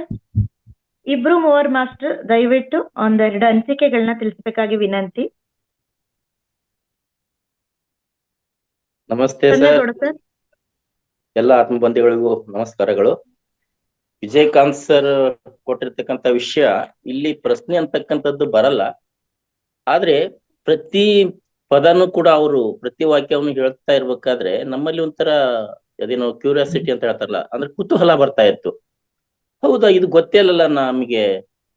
ಹೇಗೆಂದ್ರೆ ಸಣ್ಣ ಮಕ್ಕಳು ಅಪ್ಪ ಅಮ್ಮನ ಜೊತೆ ಇರ್ತಾರ, ಒಂದ್ ದಿವಸ ಅಪ್ಪ ಅಮ್ಮನ ಬೇರ್ಪಡಿಸಿ ಅವ್ರನ್ನ ಎಲ್ಲೋ ಇದೊಂದು ಕಾಡಿನಲ್ಲಿ ಬಿಟ್ಟು ಅವ್ರಿಗೆ ಸುತ್ತಮುತ್ತಲು ಏನು ಇಲ್ಲದಂತ ವ್ಯವಸ್ಥೆ ಒಳಗೆ ಬಿಟ್ಟು ಬಂದ್ಬಿಟ್ರೆ ಅವ್ರಿಗೆ ಏನು ಗೊತ್ತಾಗಲ್ಲ ಅಲ್ಲಿ. ಯಾಕಂದ್ರೆ ಯಾವ ಮನುಷ್ಯರ ತರದ ವ್ಯಕ್ತಿಗಳಲ್ಲಿ ಏನು ಇರಲ್ಲ, ಎತ್ಲ ಹೋಗ್ಬೇಕು ಏನ್ ಮಾಡ್ಬೇಕು ಅನ್ನೋದೇ ಗೊತ್ತಾಗಲ್ಲ. ಹಂಗೆ ಇವತ್ತು ವಿಜಯಕಾಂತ್ ಸರ್ ಕ್ಲಾಸ್ ಮಾಡ್ತಾ ಇರ್ಬೇಕಾದ್ರೆ ನಮ್ಗನ್ಸೋದು, ಹೌದಾ ಹೀಗೆ ಐತೆ ಹಂಗಾರೆ. ನಾವೇನ್ ತಿಳ್ಕೊಂಡಿದೀವಿ, ನಾವು ಆಲೋಚನೆ ಧ್ಯಾನ ಮಾಡೋದು ಇತ್ತಿತ್ಲ ಗೊತ್ತಾಗಿದೆ, ಧ್ಯಾನ ಕುಂತಿರ್ತೀವಿ, ಮನಸ್ಸನ್ನು ನಿಗ್ರಹ ಮಾಡಕ್ ಆಗ್ತಾ ಇಲ್ಲ, ಓಡ್ತಿರುತ್ತೆ. ಹೋಗ್ಲಿ ಏನಾದ್ರು ಮಾಡ್ರಿ, ಅಲ್ಲಿ ನಮ್ಮ ರಂಗನಾಥ್ ಸರ್ ಹೇಳ್ತಾ ಇದಾರೆ, ಅಲ್ಲಿ ಕಟ್ ಮಾಡ್ರಿ ಅದನ್ನೇ ಮತ್ತೊಂದು ಇಲ್ಲಿಗೆ ಏಕಾಂತದಲ್ಲಿ ಕುಂದಿರ್ಸ್ರಿ ಅಂತ ಹೇಳ್ತಾ ಇದಾರೆ.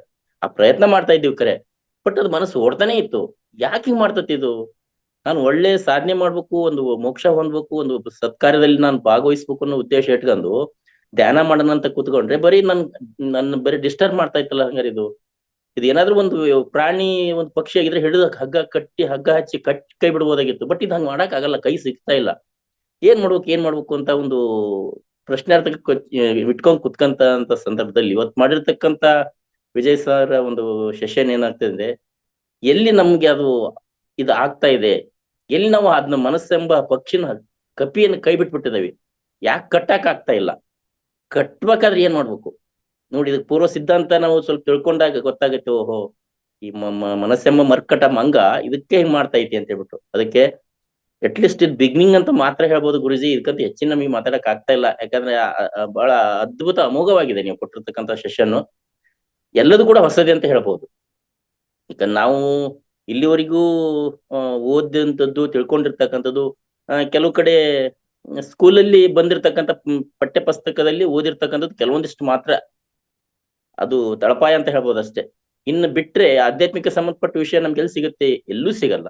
ಅದೇನೋ ಪುರಾಣ ಪ್ರವಚನಗಳನ್ನ ನೋಡ್ತಕ್ಕಂಥ ಅಭ್ಯಾಸ ಇಟ್ಕೊಂಡ್ರೆ ಅಲ್ಲಿ ಒಂಚೂರಿನ ಸಿಗ್ಬೋದು, ಅದು ಆಸಕ್ತಿಯಿಂದ ಕೇಳಿದ್ರೆ. ಬಿಟ್ರೆ ಕೆಲವೊಬ್ರು ನಮ್ಮ ವಿಜಾಪುರದ ಸಿದ್ದೇಶ್ ಗುರೂಜಿಯವರು, ಕೊಪ್ಪಳದ ಗುರುಜಿ ಅಂತವ್ರು, ಇಂಥವ್ರು ಏನಾದ್ರು ಕೆಲವೊಂದಿಷ್ಟು ವೇದಾಂತಗಳನ್ನ ಹೇಳ್ತಾ ಇರ್ಬೇಕಾದ್ರೆ ಅಲ್ಲಿ ಒಂಚೂರು ಗೊತ್ತಾಗುತ್ತೆ, ಹೌದಲ್ಲ ಹಂಗಾರ ನಾನು ಯಾರು, ಏನಕ್ ಬಂದಿದೆ, ನಾನು ನನ್ನ ಕರ್ತವ್ಯ ಏನು, ನಾ ಹೆಂಗಿರ್ಬೇಕು, ಏನ್ ಮಾಡ್ಬೇಕು, ಮೋಕ್ಷ ಯಾಕೆ ಹೊಂದ್ಬೇಕು, ನಿರಂತರ ನಂಗೆ ಜನ್ಮ ಇದು ಬೇಡ ಅಂದ್ರೆ ನಾ ಏನ್ ಮಾಡ್ಬೇಕು ಅಂತಕ್ಕಂಥ ಅಲ್ಲಿ ಸ್ವಲ್ಪ ಆಲೋಚನೆ ಬಿಟ್ರೆ ಪರಿಹಾರ ಸಿಗ್ತಾ ಇರ್ಲಿಲ್ಲ. ಬಟ್ ಇಲ್ಲಿ ಸಂಪೂರ್ಣ ಒಂದು ಪ್ಯಾಕೇಜ್ ಅಂತ ಹೇಳ್ಬೋದು, ಆ ತರ ಪ್ಯಾಕೇಜ್ ರೂಪದಲ್ಲಿ ಕೊಟ್ಟಿದ್ದೀರಾ ಗುರುಜಿ ಇವತ್ತು. ನಿಜ ಕೂಡ ಇದನ್ನ ನಾವು ಸಂಪೂರ್ಣ ತಗೋಬೇಕಾಗಿದೆ. ಬಹಳ ಅಂದ್ರೆ ಇದು ಒಂದು degree, PUC degree, master degree, PhD ಮುಗಿಸ್ ಹೊರ ಬರ್ಬೇಕು ಅಂದ್ರೆ ಒಂದು SSLC ಅಂತಕ್ಕಂಥ ಒಂದು ಸ್ಟೆಪ್ ಮುಗಿಸಿದ ಮೇಲೆ ಅವೆಲ್ಲವೂ ಸ್ಟಾರ್ಟ್ ಆಗ್ತಾವ. ಹಂಗ ಏನೋ ಒಂದು ಪ್ರೈಮರಿ ಸ್ಕೂಲ್ ಅಂತಕ್ಕಂಥದ್ದನ್ನ ಮಾತ್ರ ಇವತ್ತು ನಾವು ತಿಳ್ಕೊಂಡ್ವಿ ಅಂತ ಮಾತ್ರ ಹೇಳಕ್ ಇಷ್ಟಪಡ್ತೇನೆ ಗುರುಜಿ. ಕಲಿಯೋದು ಬಹಳ ಇದೆ ಇಲ್ಲಿ. ತಮ್ಮಂತವ್ರು ನಮಗೆ ನಿರಂತರ ಬಂದು ಕೊಡೋದ್ರಿಂದ ಕನಿಷ್ಠ ಒಂದು 10-15 ಸೆಷನ್ ಕೊಟ್ಟಾಗ ಒಂದ್ ಸ್ವಲ್ಪ ಏನೋ ಪರಿಪೂರ್ಣರು ಆಗ್ಲಿಕ್ಕಿಲ್ಲ, ಪೂರ್ಣರು ಅಂತ ಏನಕ್ಕಂತ ಒಂದು ಭಾವ ನಮ್ಮಲ್ಲಿ ಬರ್ಬೋದೇನೋ. ಆನಂತರ ನಿರಂತರ ನಮ್ಮ ಸ್ವಯಂ ಪ್ರಯತ್ನದಿಂದ ಪರಿಪೂರ್ಣರು ಆಗ್ಲಿಕ್ಕೆ ಸಾಧ್ಯತೆ ಇದೆ ಅಂತಕ್ಕಂಥ ಮಾತನ್ನ ಹೇಳಕ್ ಇಷ್ಟಪಡ್ತೀನಿ. ಅತ್ಯದ್ಭುತವಾಗಿರ್ತಕ್ಕಂಥ ಮಾಹಿತಿ ಕೊಟ್ಟಿರ್ತಕ್ಕಂಥ ನಮಗೆ ವಿಜಯಕಾಂತ್ ಸರ್ಗೆ ಎಲ್ಲರ ಪರವಾಗಿ, ಮಹಾವತಾರ್ ಫೌಂಡೇಶನ್ ಪರವಾಗಿ ನೀವು ಸಿಕ್ಕಿದಿರಲ್ಲ ಪುಣ್ಯ. ನಾವೆಷ್ಟು ಭಾಗ್ಯವಂತರು ಇದನ್ನೆಲ್ಲ ತಗೊಳಕ್ಕೆ, ಅದು ಮನೆಯಲ್ಲಿ ಕುತ್ಕೊಂತ ತಗೊಳ್ತಾ ಇದಾವಲ್ಲ ನಾವು ಅಂತ ಮಾತನ್ನ ಹೇಳಕ್ ಇಷ್ಟಪಡ್ತೀನಿ. ಕೋಟಿ ಕೋಟಿ ನಮನಗಳು Guruji. Thank you sir, thank you.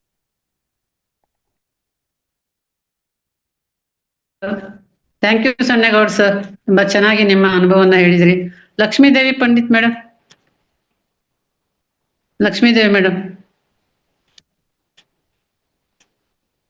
Mute ಕೊಡಿ ಇವರಿಗೆ, ಅನ್ಮ್ಯೂಟ್ ಕೊಡಿ ಲಕ್ಷ್ಮೀದೇವಿ ಮೇಡಮ್.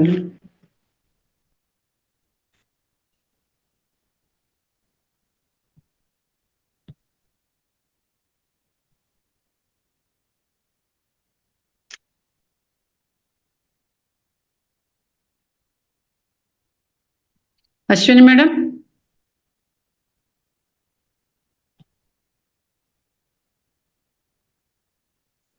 ಅಶ್ವಿನಿ ಮೇಡಮ್. ಅದಾರಿ ಅವ್ರು ಇದ್ದಾರೆ, ಯಾರಿಗೆ ಅನ್ಮ್ಯೂಟ್ ಕೊಡ್ಬೇಕ್ರಿ? ಆಗಿದೆ ನೋಡ್ರಿ. ನಮಸ್ತೆ. ನಮಸ್ತೆ ಸರ್, ಎಲ್ರಿಗೂ ನಮಸ್ಕಾರ ಸರ್. ಪ್ರಶ್ನೆ ಏನು ಬರಲ್ಲ, ಆದ್ರೆ ನಿಮ್ ಮಾತು ಕೇಳಿ ನಂಗೊಂದೆರಡು ವಾಕ್ಯಗಳು ನೆನಪು ಬರ್ತಾ ಇದೆ, ಅದ್ ಹೇಳ್ತೀನಿ. ನಾವು ಮನೆಯೇ ಮಂತ್ರಾಲಯ, ಮನಸ್ಸೇ ದೇವಾಲಯ. ನಾವ್ ಎಲ್ಲೆಲ್ಲ ಹುಡ್ಕೊಂಡು ಹೋಗ್ತೀರಿ ದೇವಸ್ಥಾನಕ್ಕೆಲ್ಲ, ನಮ್ ಮನಸ್ಸಲ್ಲೇ ದೇವ್ರಿದ್ದಾನೆ ಅನ್ನೋದು ಒಂದು ವಾಕ್ಯ ನಂಗೆ ನೆನಪಾಯ್ತು ಸರ್. ಅಂದ್ರೆ ಇನ್ನೊಂದ್ ಹೇಳಿದ್ರೆ, ಮಾನವ ಜನ್ಮ ದೊಡ್ಡದು, ಅದ ಹಾನಿ ಮಾಡಿಕೊಳ್ಳಬೇಡಿರೋ ಹುಚ್ಚಪ್ಪಗಳಿರೋಂತ ಒಂದು ವಾಕ್ಯ ಇದೆ. ಹಾಗೆ ನಾವ್ ಎಲ್ಲೆಲ್ಲೋ ಹೋಗ್ತಿವಿ, ದೇವ್ರ ನೋಡಕ್ ಹೋಗ್ತಿವಿ, ಅಲ್ಲೆಲ್ಲ ಹೋಗ್ತಿವಿ, ಎಲ್ಲೋದ್ರು ಕೂಡ ಮನೆಗ್ ಬಂದ್ರೆ ಒಂದ್ ರೀತಿ ನೆಮ್ಮದಿ ಶಾಂತಿ ಸಿಗುತ್ತೆ ಅಂತ ಹೇಳಕ್ ಹೋಗ್ತೇವೆ. ಅದಕ್ಕಾಗಿ ಇದ್ರ ಬಗ್ಗೆ ಒಂದು ಸಣ್ಣ ಕತೆ ಬರ್ತದೆ, ಅದೊಂದ್ಸರಿ ಹೇಳಿದೆ ಅನ್ಸುತ್ತೆ ನಾನು.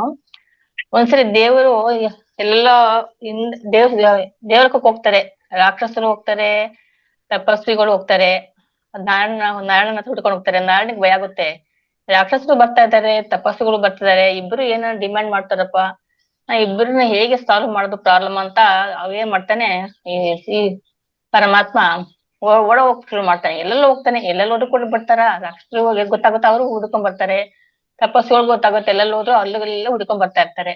ಎಲ್ಲೋದ್ರು ಬರಲ್ಲ, ಹತ್ರ ಸುತ್ತಲ ಪಥ ಎಲ್ಲೋದ್ರು ಬರಲ್ಲ, ಅಲ್ಲೆಲ್ಲ ಬರ್ತಾ ಇರ್ತಾರೆ.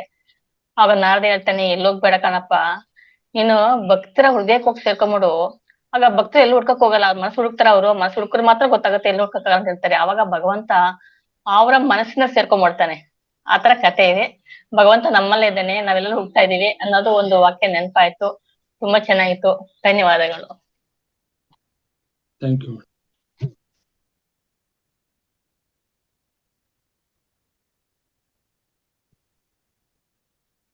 ಮಾಸ್ಟರ್ಸ್ ಮತ್ತೆ ಯಾರು ಇದ್ದಾರೆ ಮಾಸ್ಟರ್ಸ್?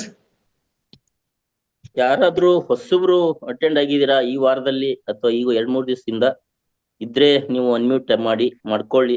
ಅಂದ್ರೆ ಇಲ್ಲೋ ಹ್ಯಾಂಡ್ ರೈಸ್ ಮಾಡಿದ್ರೆ ಅನ್ಮ್ಯೂಟ್ ಕೊಡ್ತೀವಿ. ರೀಸೆಂಟ್ ಆಗಿ 1 ತಿಂಗಳು ಅಥವಾ ಈಗ 15 ದಿವಸ 1 ವಾರದಿಂದ ಯಾರಾದ್ರೂ ಕನೆಕ್ಟ್ ಆದವ್ರು ಇದೀರಾ?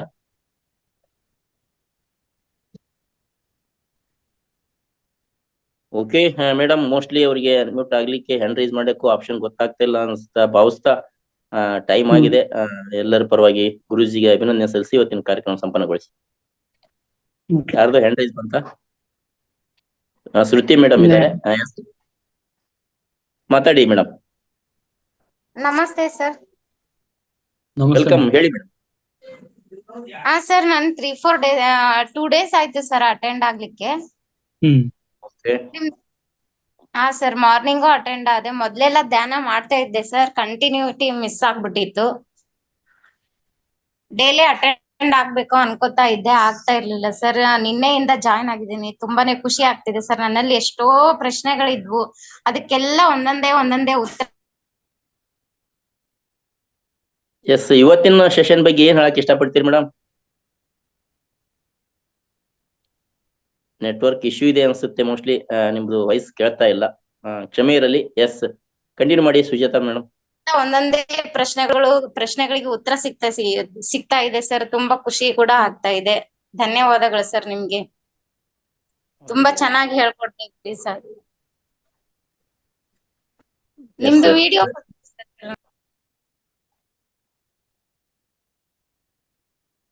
S, thank you madam, thank you. Yes, Suteja madam, time ಆಗಿದೆ, ಸಂಪನ್ನಗೊಳಿಸಿ. ಎಲ್ಲರಿಗೆ ಅಭಿನಂದನೆ ಸಲ್ಲಿಸಿ. ಓಕೆ, ಇಲ್ಲಿಯವರೆಗೆ ಧ್ಯಾನವನ್ನು ಮಾಡಿದಂತ ಎಲ್ಲ ಧ್ಯಾನ ಮಿತ್ರರಿಗೂ ಧನ್ಯವಾದಗಳು. ಹಾಗೆ ಅದ್ಭುತ ಜ್ಞಾನವನ್ನು ನೀಡಿದಂತ ವಿಜಯಕಾಂತ್ ಸರ್ಗೆ ಹೃತ್ಪೂರ್ವಕ ಧನ್ಯವಾದಗಳು ಎಲ್ಲರ ಪರವಾಗಿ.